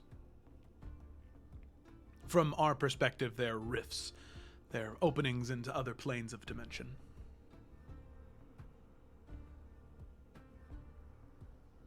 And if you do not mind me asking, how exactly did you get into the plane of air? We flew. From where? From the prime material. We're gonna make an insight check. Okay. I'm gonna advantage. Guidance? You don't need it. I'll take it though. If you're giving it out. She taps him on the shoulder. Ooh, 24. All right, messaging. Ooh, the clicky clacky.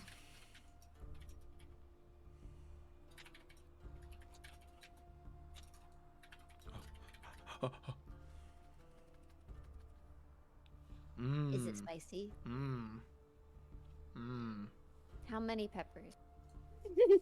On a scale of 1 to 5, 2.5. So Not mid. horrible, but Yeah, it could be bad. Like I feel the heat.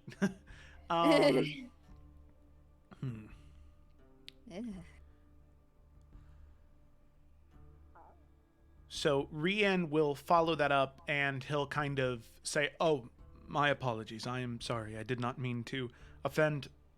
Having not being from here, I misunderstood the question. I travel with a very powerful Rift Warden looking to Yrsa,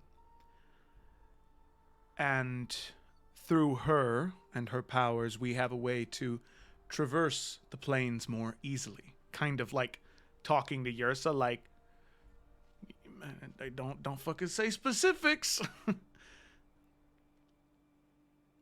And that's how we arrived in the plane of air. Then the gate must truly be thin. A Rift Warden, say. Yrsa, take it away. Rian will gesture to her. Yeah, your soul just kind of step forward, and she'll say, "Yes, where I'm from, I protect a rift that leads to the Feywild. But I've come to learn lately that I have some, be it small, power over other rifts. And, well, we ended up here in a very odd way, and I think it might be in both of our interests to close such a door. Doors like that shouldn't be open. It could lead to very dangerous encounters."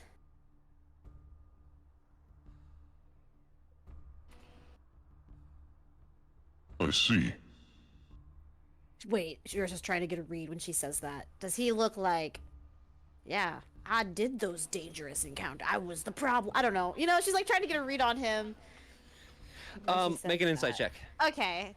Since Rian was already a little sussy now, can I also make one? Yep. A little sussy. Oh, poopy. Oh. Rian, you're not able to ascertain anything, but Kayla, yourself. I don't know what's going on. Trying to figure it out.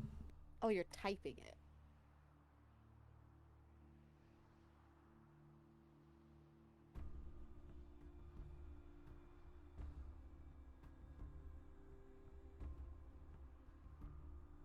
Yrsa shifts her weight nervously.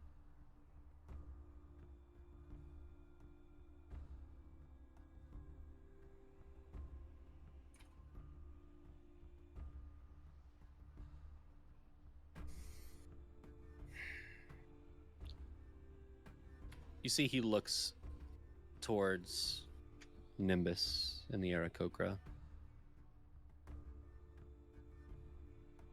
I apologize for keeping. I will let Zoran know that the offering has been paid in full, and more. Thank you for your contribution. That is all. And Nimbus kind of bows and says, "Thank you, Thorum. We will not be late next time." And kind of looks towards all of you and doesn't say anything, but you can see it's like a gesture of good luck. Mm-hmm. As he kind of walks away towards the other Aarakocra and gets ready to take off. Cairo kind of lagging behind, looking at all of you, and just kind of waves slightly and looks concerned. He turns around to his father, who grabs his shoulder, and they take off. It has been a very long time.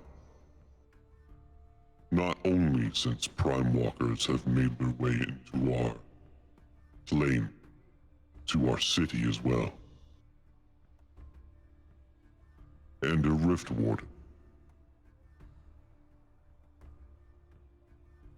I have questions, but I believe our king may have more. Please follow me. as he turns and starts walking. They will follow. Okay. Do we have? Are we like being observed at all times? Like, are there like two Oh, yeah. people? Okay. Those two giants are following you, and Thorum is in front. Yeah. And I don't think my feature. I don't know. It's like a feature, so I don't know if I can just like do it or if there. It's not like a spell. So I don't know if it's something I can just do. Sorry, I need to. Your mind link? Mm-hmm. Yeah. I think you can just do it. I might be able to. I need to read it. Sorry, I'm trying to find it again. This is where we all talk like freely in our heads to each other, right? Not as great as that, but it's like I can link I think 4 people to my brain, and you guys can communicate with me, and I can communicate with you guys. So it's like I'm the center. Like telephone. Mm-hmm. Yeah, exactly. So if you guys say something funny, it's gonna get fucked up even more. Let me find it. I'm so sorry. I need to sign a quest first. Okay, it's under actions. Why am I not? Action. Oh my god, right there. Choose up to 4 creatures I could see. Then I roll to see how long I can have it for. Choose creatures as long as I'm within 1 mile. You and the creature don't need to speak a common language? That's crazy. It doesn't say anything about speaking anything or anything, John, so would I be able to do that with my mind? All right. 100%. I'm so... Wait. Oh, because we don't have Gideon. I can link everybody. Well, we do have Gideon, but... Yeah, Gideon's there. But I mean, we don't have Ryan. He's just, going, Yeah. All right. So we're going to do this. I roll a d10, and depending, it will be how many hours this is. So maybe longer than 1 hour would be kind of cool. 9 hours! Everyone can talk to me in their brain, and I can talk to everybody else. So I send a little message to everybody, and I'm like, all right, this seems tense. But you can talk to me. And I can tell everybody else if there's anything you need to say. Yeah. Perfect. In mind, thumbs up. We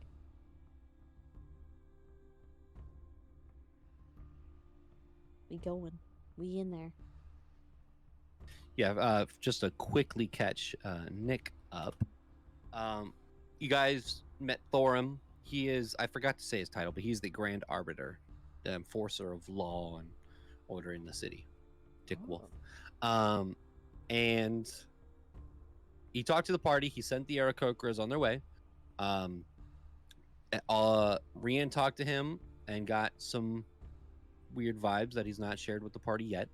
Yursa was introduced. Yursa talked to him and also got some weird vibes that she did not say that to the party yet. Thorum was told that Yursa's a Rift Warden, and obviously you guys are from the Prime Material. So he said that the king, he has questions, and the king also probably has questions. So he's escorting all of you to the palace. Thank you. So during this time, however, as and you're I linked our walking, minds. and you with linked your mine. minds. Oh, I will, since our minds are linked, Rian would share with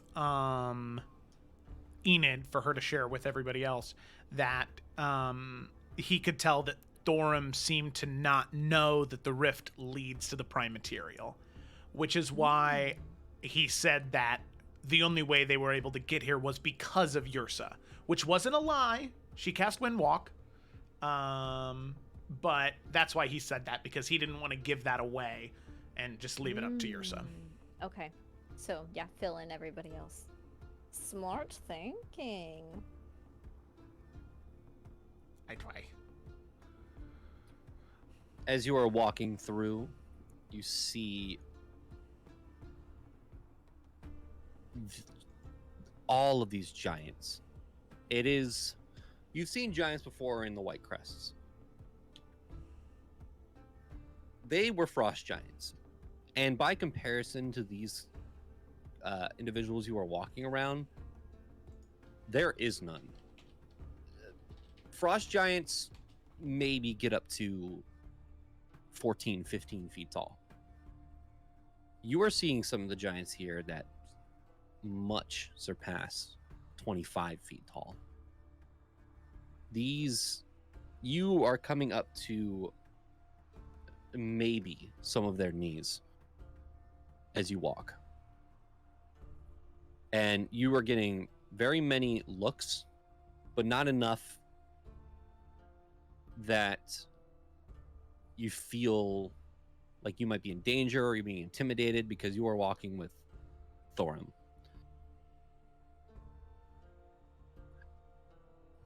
Rian and Gak, I believe.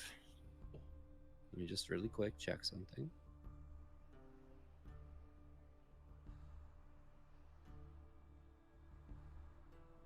Yes. Rian and Gak. As you're walking, Thorum says something, but not in common, in giant. And you hear him say,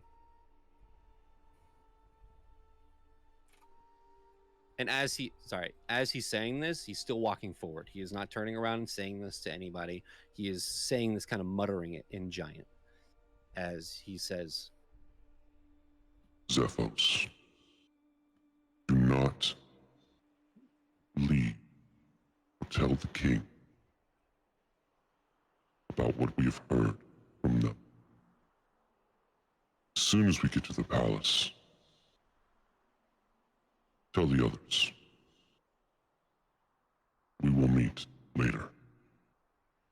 Continue walking.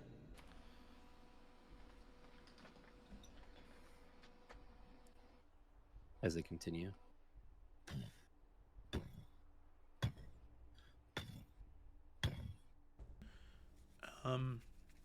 Yeah, I mean, Rian, if Gak doesn't, would share through Enid to everybody else what he just heard. Yeah, Gak is thinking about it, so Rian can share it. So I'm sorry, maybe I'm just slow tonight, but he told somebody to not leave? He told, you can assume he was talking to both of the guards that are with you, because obviously they would both be able to hear him speaking giant. But he was directing it at what seems to be the one that has the hair pulled up. But he was saying, don't speak of anything that was spoken with all of you. And he will find them later and they will converse. They will speak. Do not say anything to the king. Huh. Okay.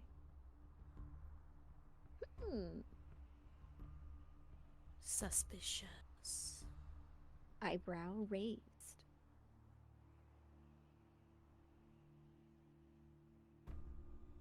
As you continue walking,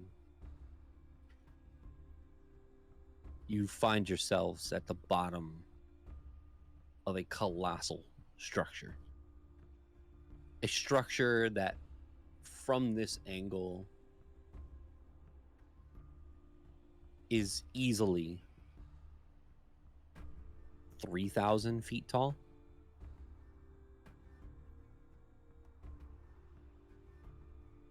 As you walk up these stairs, built for giants, all of you are having to grab and pull yourselves up.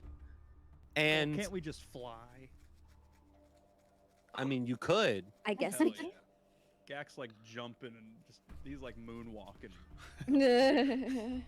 You're subtly flying. You're just like, I don't want to bring attention to this, but you're like kind of jumping and just floating up and then like jumping, floating. Jump, yeah. It's like a halo jump, you know? Just yeah. Gak's actually double jumping.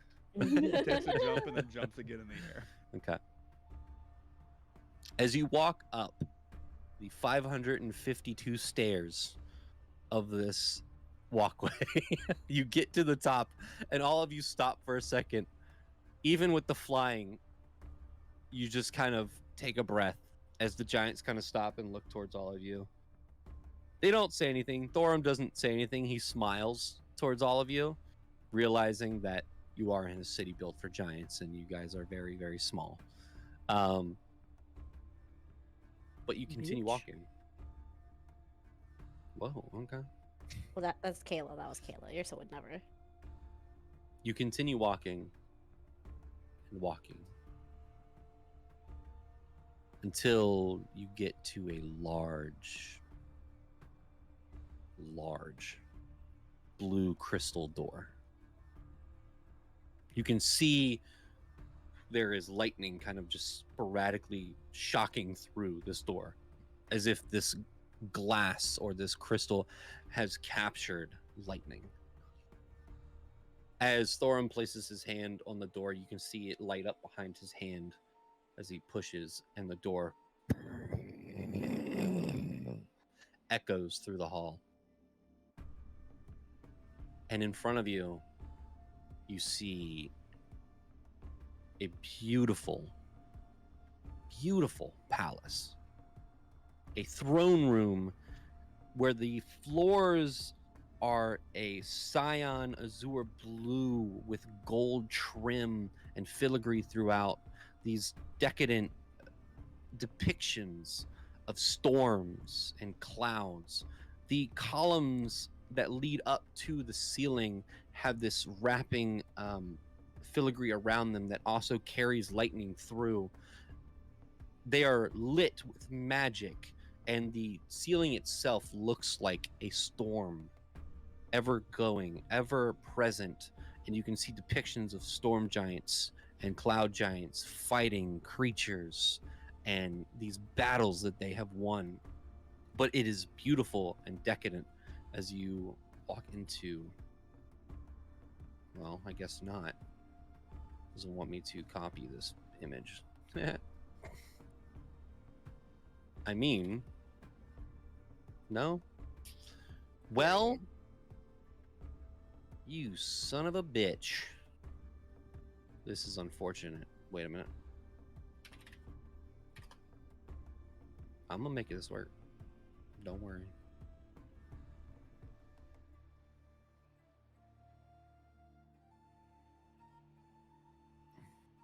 Wait. Sorry, guys.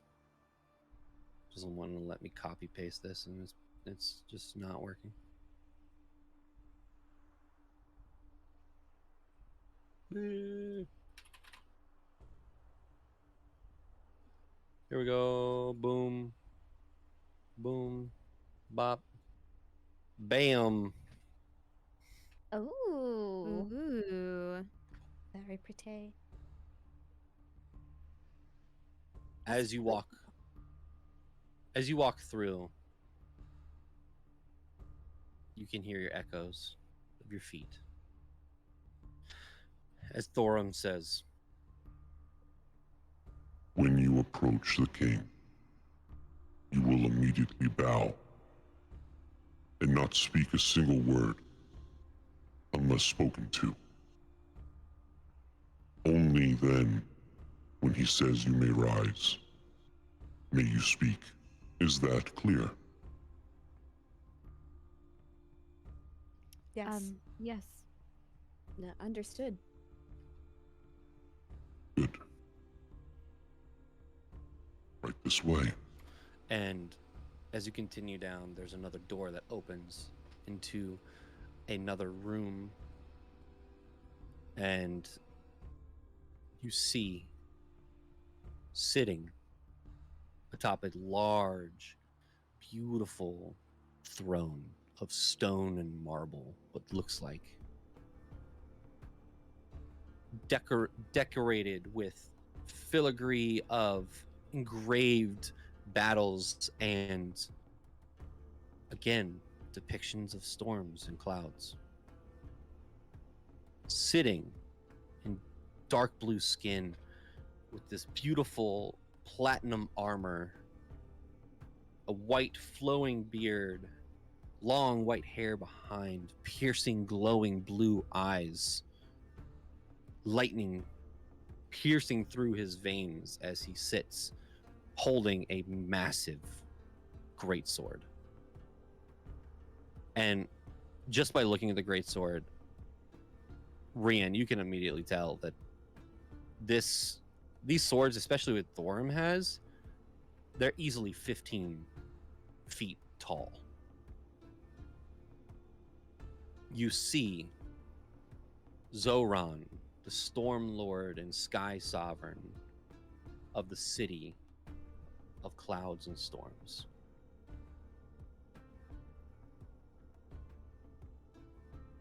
As Thorum speaks and says, My lord, we have visitors from the Prime Material, along with a Rift Warden. I thought it best to bring them to you, as we may have questions. as you see Zoran kind of lean back and put more weight onto his sword, you hear, Bring them closer. Good work, Thorim.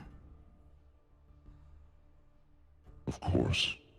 and he leads all of you towards the bottom of the throne. And as Zoran sits, again, the size comparison is if all of you were at the bottom of the statue of Abraham Lincoln, except just a little bit bigger. As you kind of look up, all of you bow, I assume. Yeah. Yes. We gonna follow the rules. Mm-hmm. As you bow, Yrsa, I'm going to message you. Okay. He does give off Zeus vibes. Which means he's the sleazy bitch, too. Yeah. Kind of a dick. Uh-oh. Yrsa in her brain to Enid would say he is definitely the one who has the power of the rift. Oh, that's what Enid says. That's how Enid fucking responds in her brain. And she then communicates that to everybody else. Jesus Christ. Sorry, Raven Queen. Period. I think Yrsa would also kind of like, I know they're bowing, but I feel like she would just shift a bit so her staff is just slightly behind her. Mm-hmm. Fuck. Oh, You hear This is not Finnegan, guys. This you is hear not the Zoran same. you hear Zoran say, That will be all, Thorim. You may wait outside of the chambers. Of course, Lord. and Thorum and the other two back out, and the doors. So, what brings Prime Walkers to my grand city? Nonetheless, a Rift Warden as well. Well, for one, thank you for this gracious honor, King. It is such a great honor to be here, so thank you for giving us this. We'll be more than happy to answer your questions. The reason we're here is we wish to close the tear that currently affects both your plane, the one you hold dominion over, and the Prime Material plane. It is dealing great damage to our home, and we hope to find a way to close it.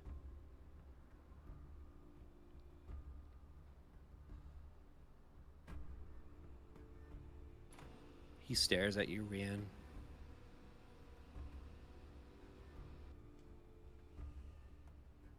A rift. A tear. exactly do you plan to fix the gate? All of you, pride walkers. In his mind, Rian will, well, out loud, Rian will say, he's gonna kind of like say like nothing, where he's just kind of like talking like, I think that is a very good question you propose. It's something that we have thought, and he's gonna keep saying in his mind, he's gonna be like, yeah. okay, what do I say? I feel like this is not the type of guy who Enid would send out that question to everybody, but Enid's suggestion would be, we say that we were hoping he had further info, like a throw it back at him, like, that's why we're here, your expertise, like, you Lie our ass almighty. off.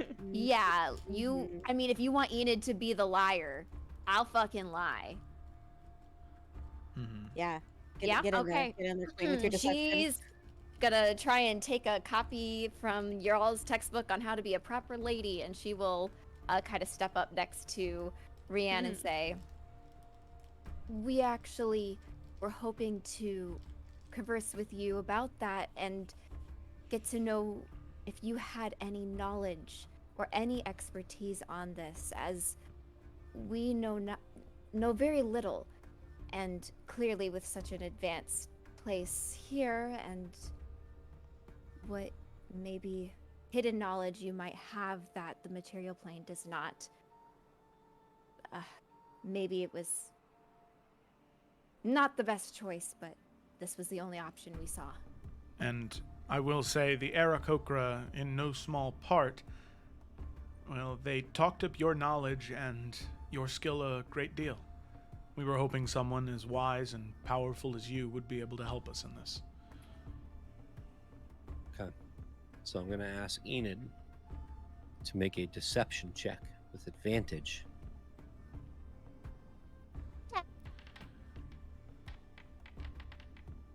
Oh, this is about as good as it can get. Okay. Go, girlfriend. You. He thinks for a second and says, I have little knowledge on this tear in existence. But what I do know is that the dangers that have pulled from this tear we have handled. As the king, I will ensure my people are safe. You say you can close this rift, stopping these dangers. I ask my question again. How? I think what would help us determine how, oh great, King, is if you could tell us what dangers emerged. That is one of the largest contributing factors. Whatever comes through it is a great hint as to how to close it.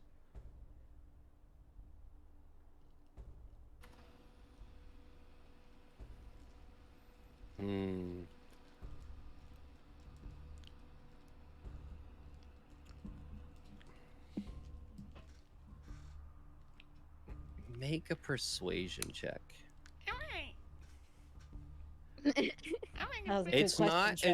It's not entirely wrong, but it's definitely not entirely true either. That's why I led up with "Oh Great King." I'm trying to butter him up a bit. Persuasion.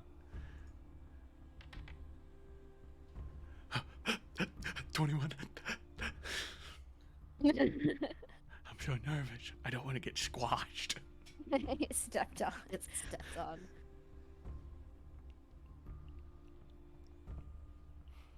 You see that he contemplates a little bit on your question.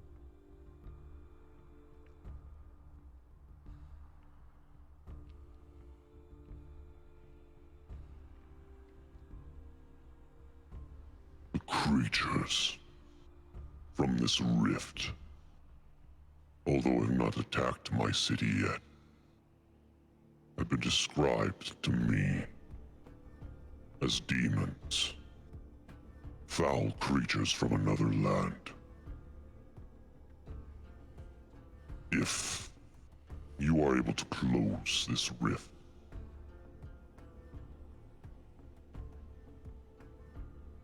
and have the means to, then by all means, those creatures, the power from that rift, drove our king, our old king, mad. Jonathan, as he is speaking, am I inclined to believe what he is saying is true? Make an insight check. Okay.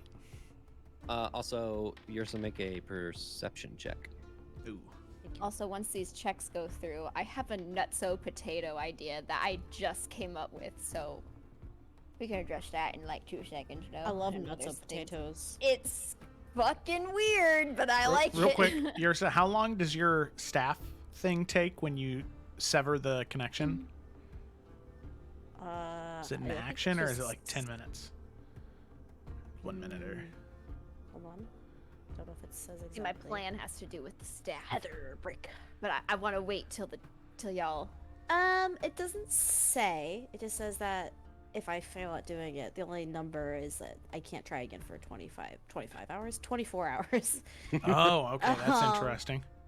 So, like, let's say I was to just be like, I try to do it right now, and he succeeds. Is it a con save? It is a con save, which, That's not good. yeah. Nah, yeah. Okay, so here's my nutso potato idea, okay? We don't really... So it is on the deception line, but it's like, oh, we're pretty sure that if someone as powerful as you could assist our Rift Warden, you together could break the connection it has here. But in reality, Yursa is getting him to willingly participate in the breaking of the rift tied to him. It does say And- that the creature can choose to fail.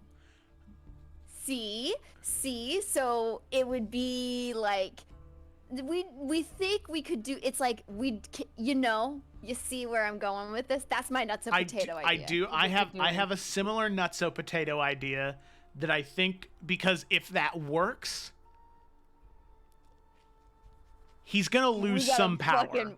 We gotta run. And then they'll probably, because the Aarakocra brought us here, they'll probably go destroy the Aarakocra. But they need the Aarakocra.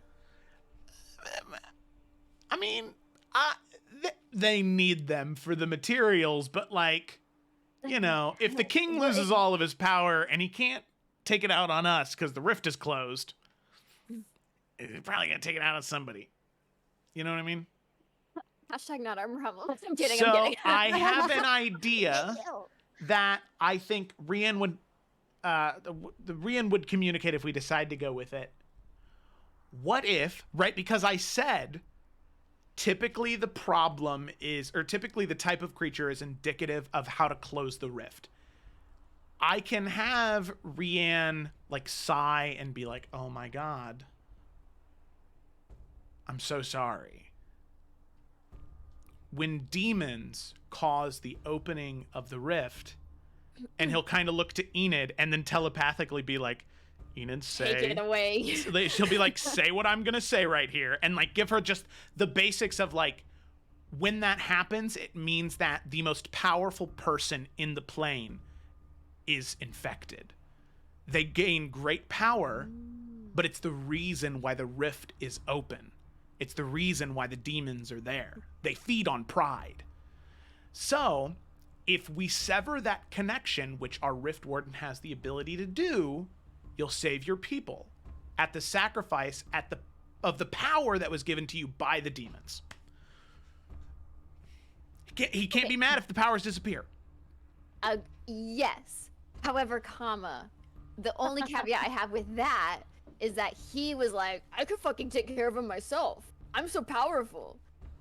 He's like, you can close the rift if you want to, but like, it doesn't bother me. So the only thing about that I'm worried about is if we make it seem like he loses anything, then he's just gonna be like, fuck that shit. Fuck that noise. Rian's got to follow up. Rian's got to follow up.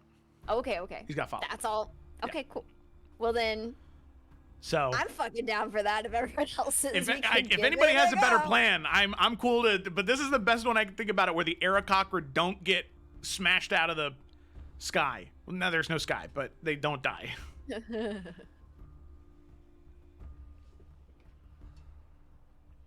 All right. Did anyone learn anything from their checks, by the way? Oh yeah. Yeah. We got a perception and insight. I'm waiting to know. Okay, yeah, okay, cool. I was waiting for permission. Oh wait, perception and insight, or whichever one. Yeah. No, they already rolled them. Oh, okay. I just didn't know if we learned any new information from their checks. Yeah, because I didn't. Yes. Oh, I didn't get a message. I guess that I did. Okay. But I had to wait. Okay. I was told. My God. The information. God. So as that conversation is happening, Yursa was like studying him very intently. And Enid, you hear this again. Problem? Very big problem. On the hilt of his sword, there is the symbol of the Demogorgon. Oh no! Oh So my maybe we should rethink our God. plan. I vote. All right. My plan. Um. Or we should kill him. I think. Okay. Let's. Wait, we gotta kill him. We have to kill him. Yeah, you're right. You ain't wrong. But. Okay. Not how many here and now, though, right? How many people are in this So room? how mmany people will be on Okay. our pass? We can just assassinate a king. We gotta hold on. Hold on. One more piece of the puzzle that I think John put out there. When Thorum was like, "Don't you fucking dare say a single thing in front of the king, and we'll talk to them after." I think he wants to talk to us. Ooh, that's a really good Mitch point. might be on our Maybe side. we can help put together a coup and an assassination. That sounds like fun. We need friends on the inside. Yeah. So here's what I think our response to him right now should be. Friends on the inside. Call it Is friend so it's that's what's going on. Well, we need to go back to the drawing board. Is there a way we have like a library or anything here that we could use as a resource? If you need Enid to lie about that too, I can.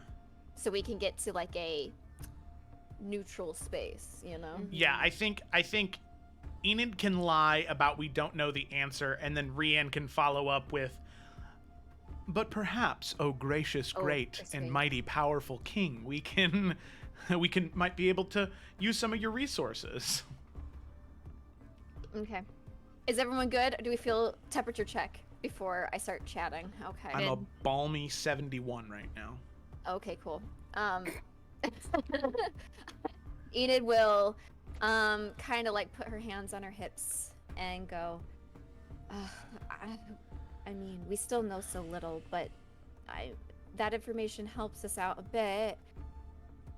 I think we're still kind of at the drawing board here, though.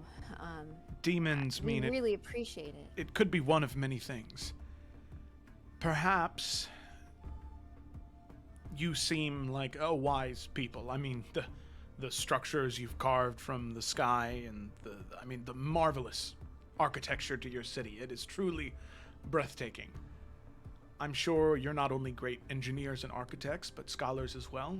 Perhaps we could find something in your libraries, perhaps? There might be something there that we can use to help get to the bottom of this, to help save your people. Help you save your people.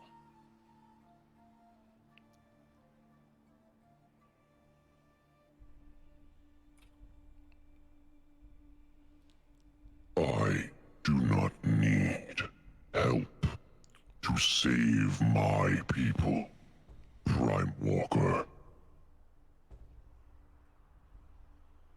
You may speak with Thorum.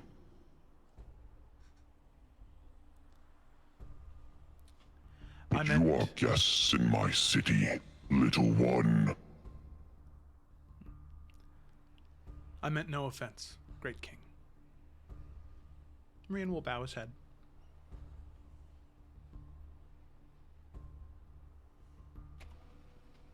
Zoran looks to all the rest of you.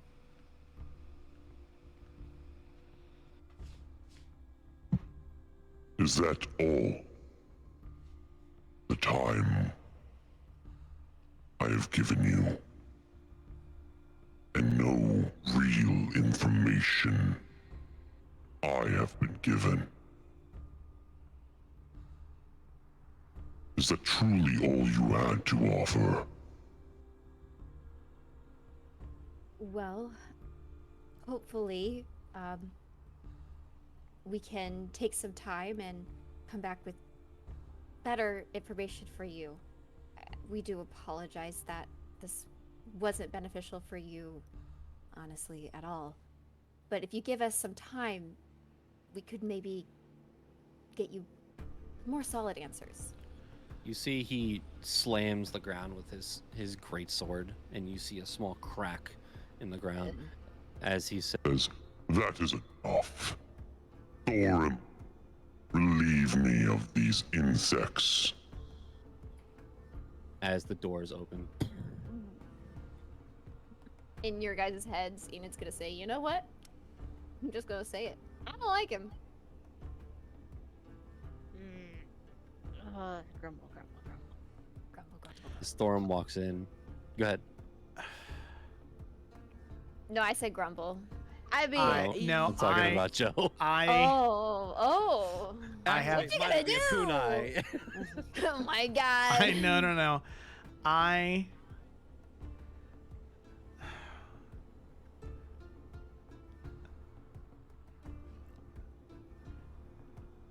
Rian will say, thinking about things that have transpired over the past couple of days, my king, before you leave, there's one last thing that I need to be honest about.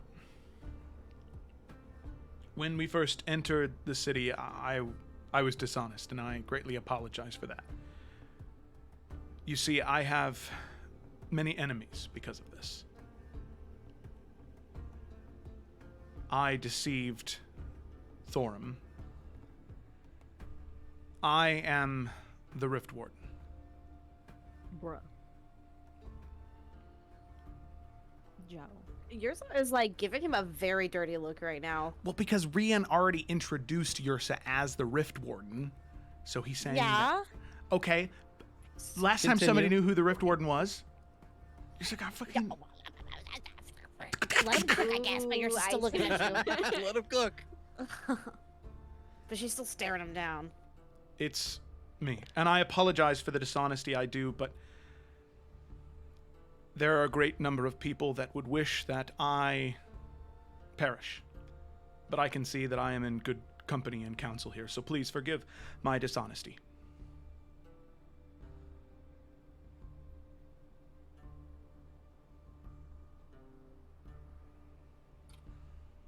I was muted.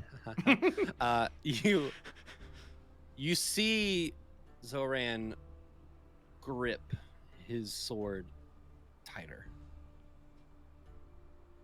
as he grabs it in a way that you know, Rian, is a swinging motion as he lifts it and slowly pushes it across the floor towards you, Rian.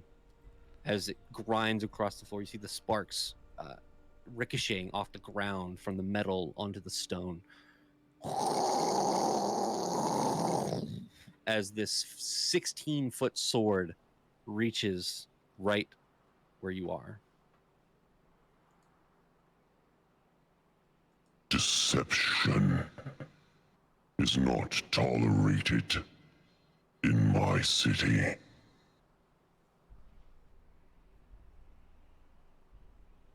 But you are not from here. I will let this light go this once. Thank you. If it happens again, you will not return to your home. It will not happen again. We were just leaving as you asked us. I will remove them from your sight, dear Lord. As Thorum steps in front of all of you and turns around and puts his hands down, like pushing you out the door. The cats or the children. And again, you, as you walk out, you hear that as he places the sword back. And the doors close. Thorum walks slowly and says, Continue to walk. Do not say anything. Do you understand? Nod. Understood? He said, "Don't say anything." Rian will say telepathically. there's a roll. Thorum rolls his eyes. Eden's bad at following directions.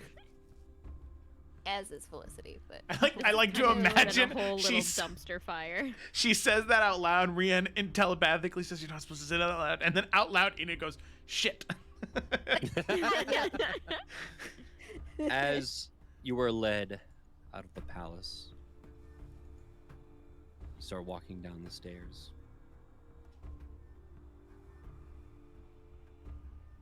Thorum says,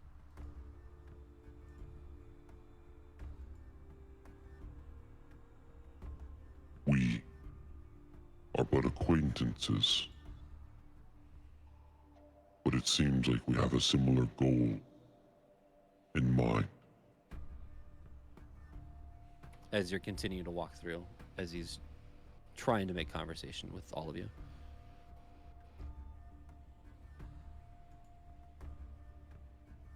The goal is to close the rift.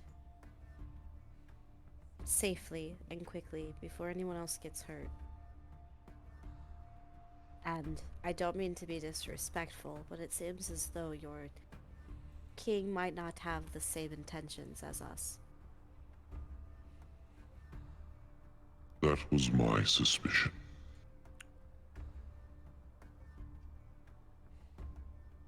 Continue walking. Huh?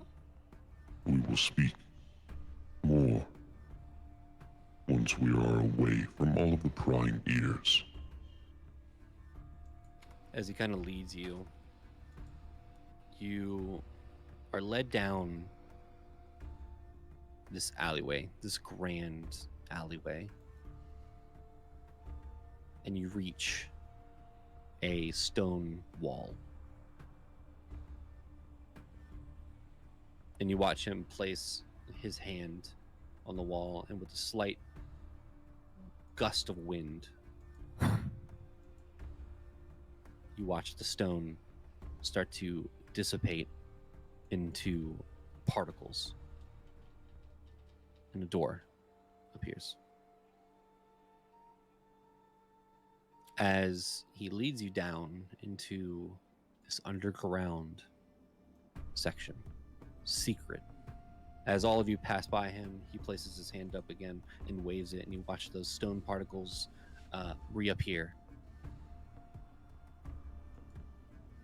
As you walk down, you can see that that individual that was known as Zephyros, the one with the pulled back hair, is sitting down there with two other giants, the ones you saw previous. Thorum takes his sword off and places it onto the wall. This one's a little shorter than the one that Zoran has.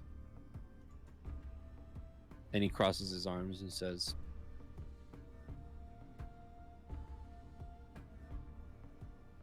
I know that you have said your goal is to close the rift, but it seems that our king is blocking your way. Is that correct?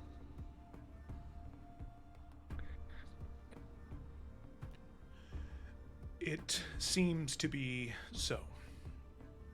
His final reaction in the room We simply wish to close the rift to help him save his people.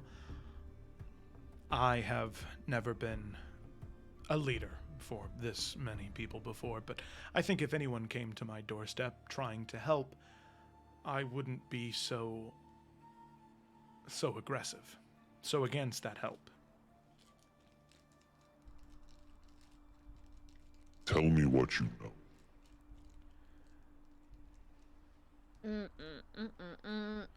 Can I see why he's inquiring so much? Yeah, make an insight check. Thank you. Guidance. Thank you, my love. Guidance, Ooh. baby. Oh my god. Oh my Add that God. shit. Add it up. Eat it up. Eat it up. Eat it up. Felicity, I'm going to message you.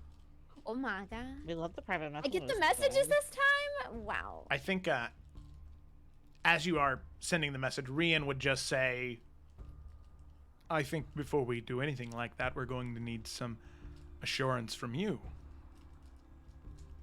And then, obviously, you can finish typing your message, but...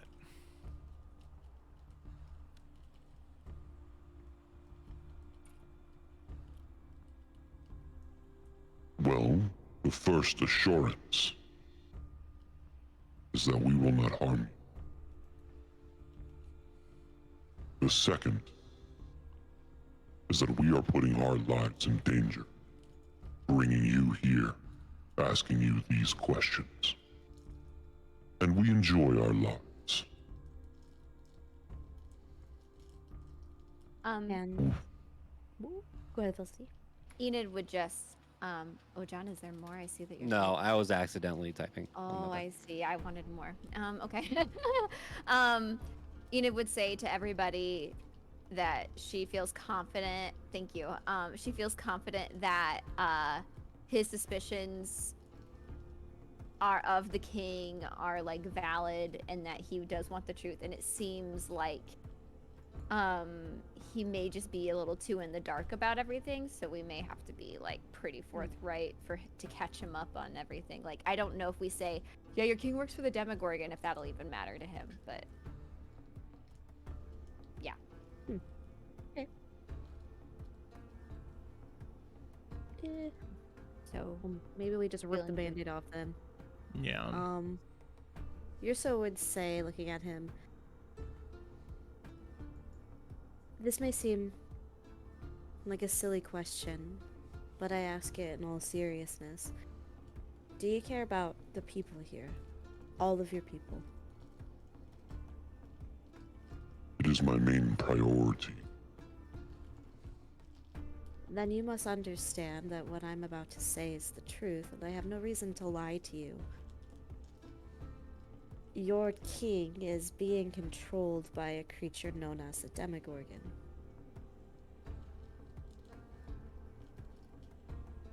And Yursa will explain what that is. Yursa, even with passive insight, as soon as you say Demogorgon, you can tell he knows what that is. Okay, cool. He's in the know, right? Right. That's Ooh, good. That's not It good. is. Oh, that's not You good. can- Oh. Oh no. Well, you can tell there's this instant, like, trigger in his brain as he says,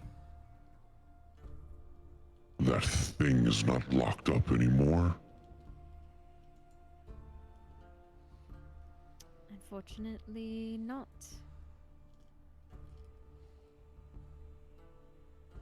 How is this possible? The Demogorgon is using a number of Refordans as vessels, almost, to continue to tear open these rifts, to cause trouble, bring about chaos, to make it easier for him to travel across the different planes, and essentially take what he wants, whatever that is. And your king's probably not the first or last to be taken under control by him. Agno. And you hear the other giant, Zephyros, say, So you think that our king and our previous king were corrupted by Demogorgon? Well, do you know if that's a sword that he just found, or is it one he's always had? Thorum says, Zoran is a very old friend. One of the best soldiers we ever had, until he became king. I've known him for almost all of his life. And he did not have that blade until recently.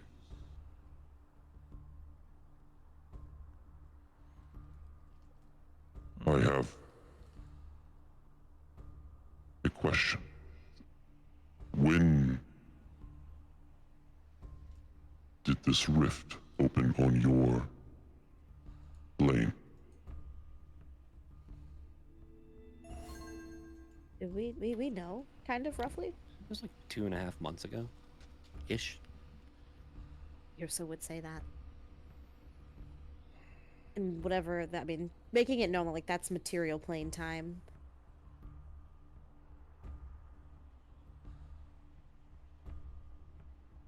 You see the gears kind of going in Thorum's head.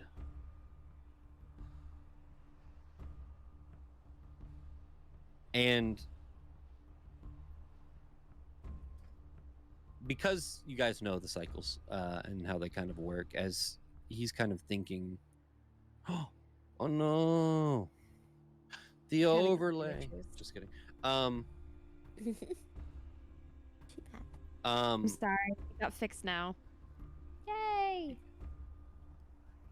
The Aarakocras mentioned when Zoran became king. And you guys start thinking about that, and you kind of start putting the timeline together of this rift opened before Zoran became king, but Zoran became king shortly after.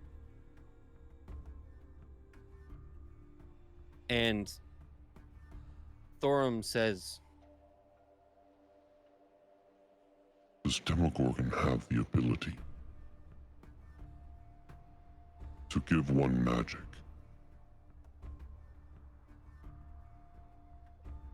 I would say so. We've seen the scope of his power, and that seems like a very easy feat.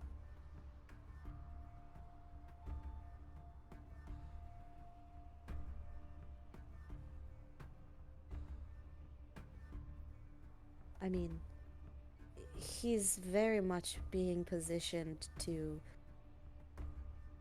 continue to keep this portal open, and I think in exchange is being given the seat of power, and perhaps, as you're insinuating, gifted magic just to keep that rift open, and maybe pulling this ruse on everyone that there are things coming in when really he might be sending things out. When we arrived at the gate, there were humanoid bodies that were dead and looked as though they were attacked.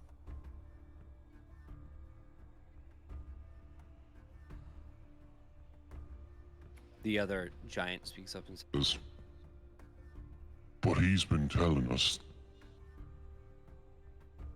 that there have been demons and devils. Well, there still might be some truth to that. The Demogorgon has extensions into the Hells, but that doesn't necessarily mean that those creatures are there to attack you all. I'm not certain, but I do know what we saw, and that was material plane peoples dead on the ground. We didn't see any demons or devils anywhere. But the rift itself is to the prime material. Correct. That's how we got here. You see Thorum, who's had a relatively neutral face, starts to turn into anger. As he says, Liar. Yeah, I was just about to say, where is that anger directed? But clearly it's at us. Is it at us? no, you Oh. can see that. No, he kind of looks down and says that, like he's talking about. Oh, I thought he was Zoran. looking at your No, son no, and no, like, no, no, you no. lie. I was like, holy shit, guess we're fighting this giant too. I was like, oh. No. Stack them up. Man, I thought it was like Baldur's Gate. You know how you select like one thing that you think is a very casual Dialogue thing, Yeah, I and have they're a like, paper right here. we'll have to kill you now. I have a paper that goes down a tree. Well, I saved scum, so it's fine. Yeah. We go back. Perfect. Thorum says, If he is the one who has gained the power and is being controlled by Demogorgon, then he lied about Agnar. He said that the rift opening caused him to go mad, that the power caused him to start hearing voices. He was exiled and overthrown as king. So you are telling me Zoran is the cause? Definitely seems that way. But if this prior king is still alive somewhere, I mean, perhaps he could be spoken to. I mean, we're going to have to do something about him anyway, because I have a way to sever his connection to the rift, and if that is done, the rift will close. We've already severed the connection on our end. We just have to take it from him. But I don't think he's gonna be very willing.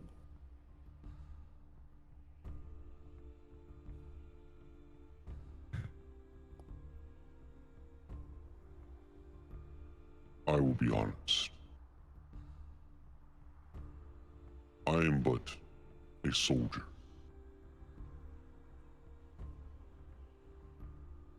I ask for your counsel on what we should do. Zoran has many allies in the city. Many of those will fight for him. Many of those that if he was attacked or killed would retaliate.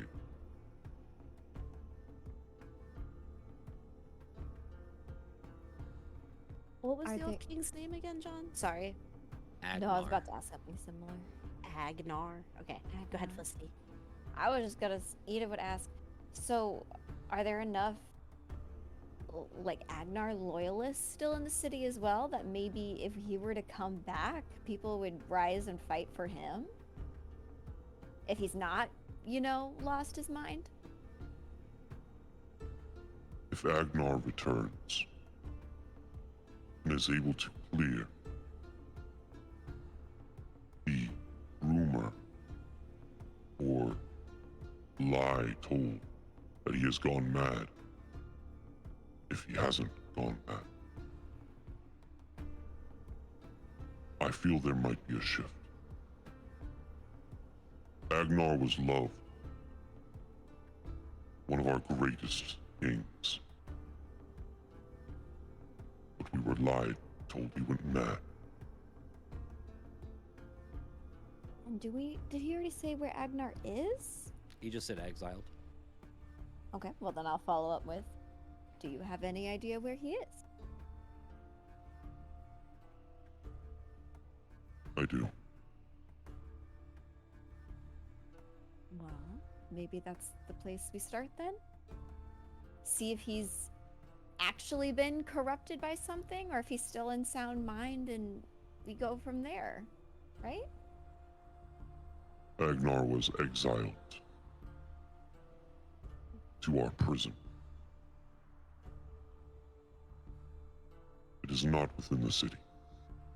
is treacherous, dangerous, and well guarded.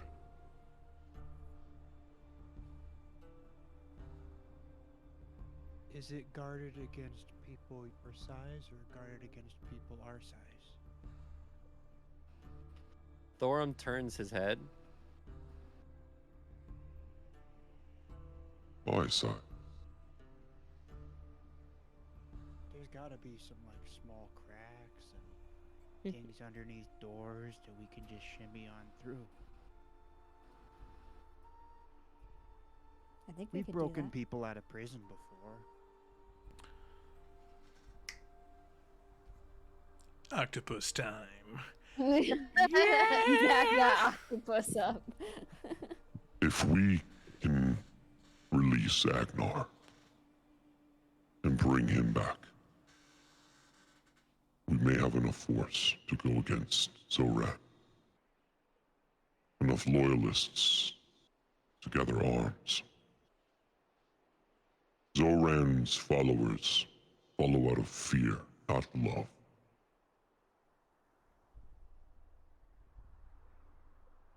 I think this is our first step in our plan. Unless you want to charge the gates now and hope that we can beat it. No. No, Nope, not I interested. think we should find more people. Yeah. Yeah, okay, I want to clip that. That's funny. Unanimous. Nope. Fuck that. That's not it. And we don't. Someone can choose to give up their connection to the rift, Correct. and we can also forcibly remove it. But if we were forcibly removing it, do they have to be killed, or can we still do that while they're alive? They can very much be still alive. The problem, though, is if the magic fails the first time, I can't attempt it again for 24 hours. Yeah, and then we got him. And then we're stuck with him. And I hate to be that guy that's always vouching for killing things, but he is like connected to the Demogorgon. Yeah. Oh, I think we wasn't should clear. definitely kill him. I wasn't clear. I wasn't trying to not kill him. I was Ah. trying to see if there's something we could do, like if things go wrong. There's a bunch of people in the city that would be upset if we killed him, but not if we like bonked him on the head and took his powers. see. You know what I mean? Mm-hmm. And then I we're see. out of here before they know who did it. And also, I mean, it might not be a bad opening move in the fight. Say we start the engagement, and obviously, as we saw with Phineas, even in someone who has no earthly idea how to use magic at all can become so powerful. Imagine somebody who does know how to harness that power. So it might not be a bad idea, Yrsa, to try and sever that before the fighting even starts, if we can. Yes, I will try. So we just need some other giants with us to bonk him on the head. Yeah. Is it just us in Dick Wolf in the room, the master of law and order? You made the joke, John. All right. I know, but the way you put those words together was funny. Is Dick Wolf the creator of Chicago PD? Here? It is all of you, Thorum, Zephyros, the other one with the pulled up hair, and trimmed beard, and then another one of the guards. So there's two cloud giants, Thorum. Okay. And Rian will ask a very obvious question, but he just wants confirmation. Thorum, you trust these two? They're loyalists. They have no allegiance to the king and his current partnerships.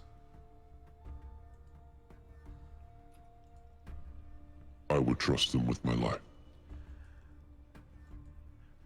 Rian isn't looking at Thorum when he responds. Rian wants to look at the other two and see how the other two react. Like, he wants to see if there's any visible, like, ooh, ooh.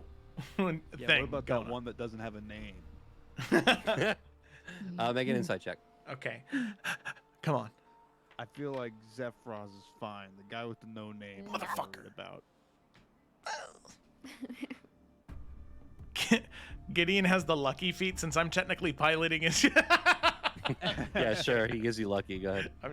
I don't think that's how it works. I think it's just your ability scores. Yeah. Do I have DM inspiration? Nope. All right. It's a 10.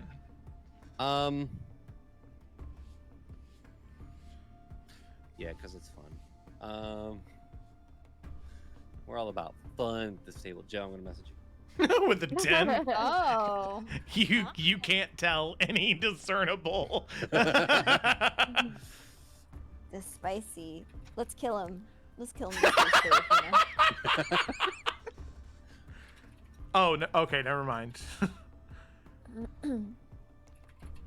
The first message said, "You can't tell shit." The second message said, "JK." I don't know how to spell this, so whatever. Oh. Rian. Okay. How does he want to do this? Rian will sort of look between the two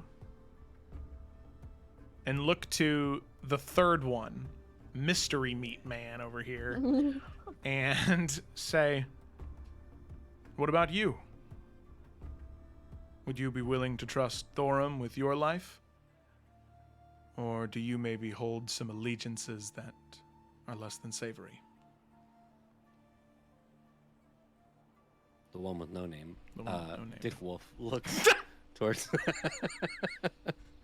Looks towards. I feel like I just sneezed. And says, I would trust Thorum with my life.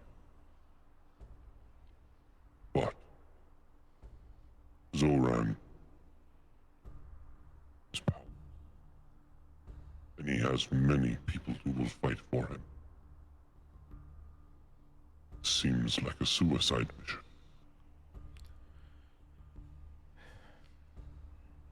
You're very right to be afraid. It's dangerous. But it's necessary. And I wish I had more inspiring words than that, but it's what's right, and sometimes that's enough. Does it help to let you know that we fought against worse odds before? persuasion check. Meant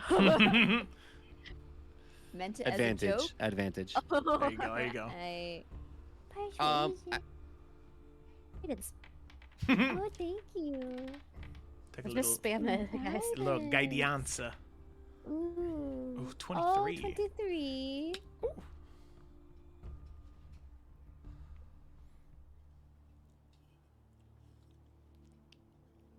It gives me no comfort at all that you all have faced greater odds.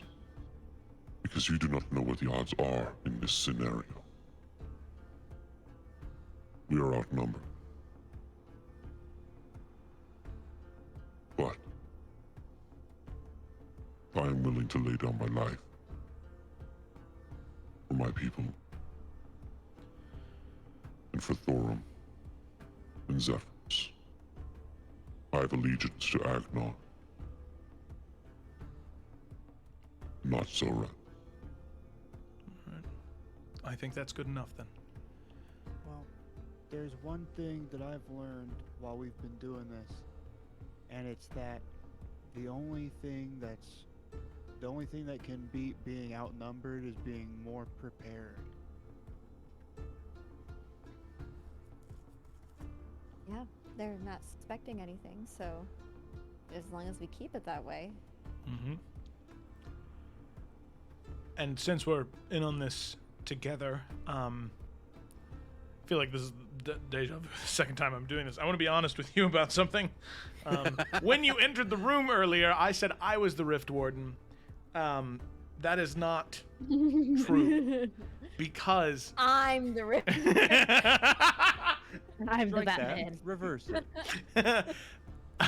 it is who I originally said. The reason I did that is because we've run into encounters where individuals have specifically tried to hurt our Rift Warden, and considering And he this... will not be doing that again.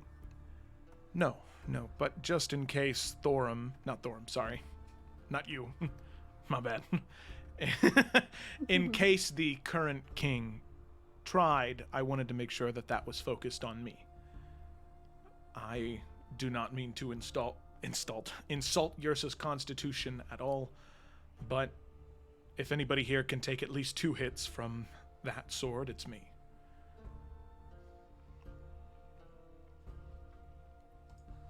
But if you find anything that can be useful to Rift Wardens while we attempt to free your true king, it should be given to her. And that's the truth. I swear there's not anything else. Thank you for telling the truth. Honestly this time. Yes.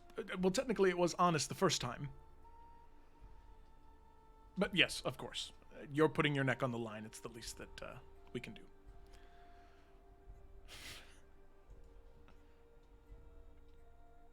I think we have our plan. We will sneak into the prison and attempt to rescue Agnes. We will have to meet here.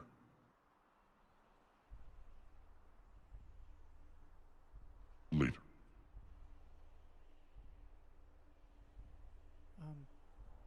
Quick question about the current king. Would you say that he is particularly good at getting people on his side, or people liking him, or, charisma stat?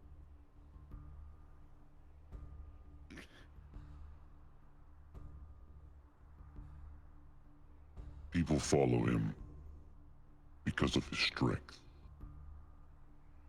Some follow him because he does things that Agnar would not. Most follow him through fear. Okay.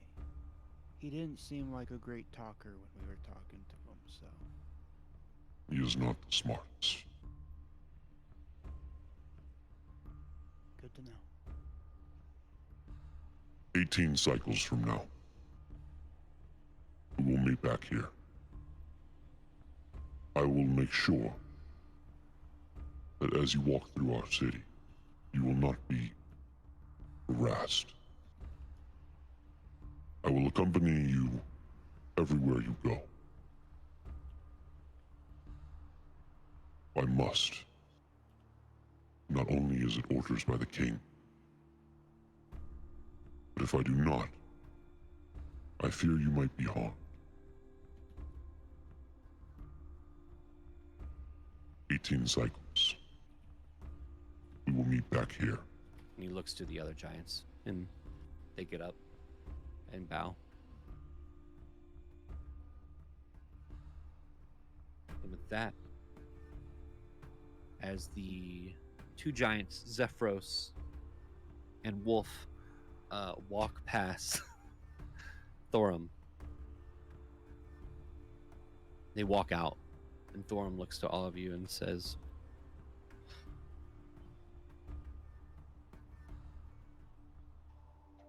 I know you came looking for answers.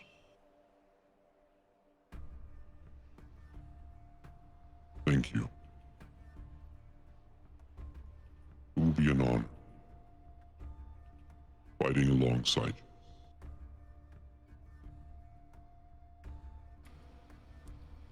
and He kind of gestures for all of you to walk out. As you walk out, and he follows, walking back into the city of cloud and storms. A plan. Information gathered. The current king of Anomi is an agent of Demogorgon.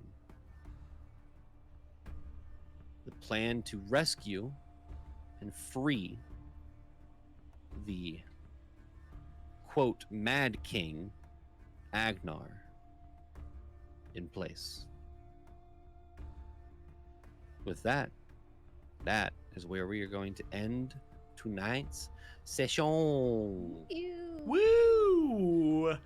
Thank you so much for watching, everybody. Be sure to tune in on Saturday for the Isles of Iverion. Finally back, because they delve into the 6th lair of the 9 hells, the prison lair, the lair of Glacia, their antagonist of this current arc. So that should be interesting. Next Tuesday, Salamander Coast. Hopefully no sick babies next time. So with that, and of course next Wednesday for the Tales of Evrand. Thanks for watching, everybody.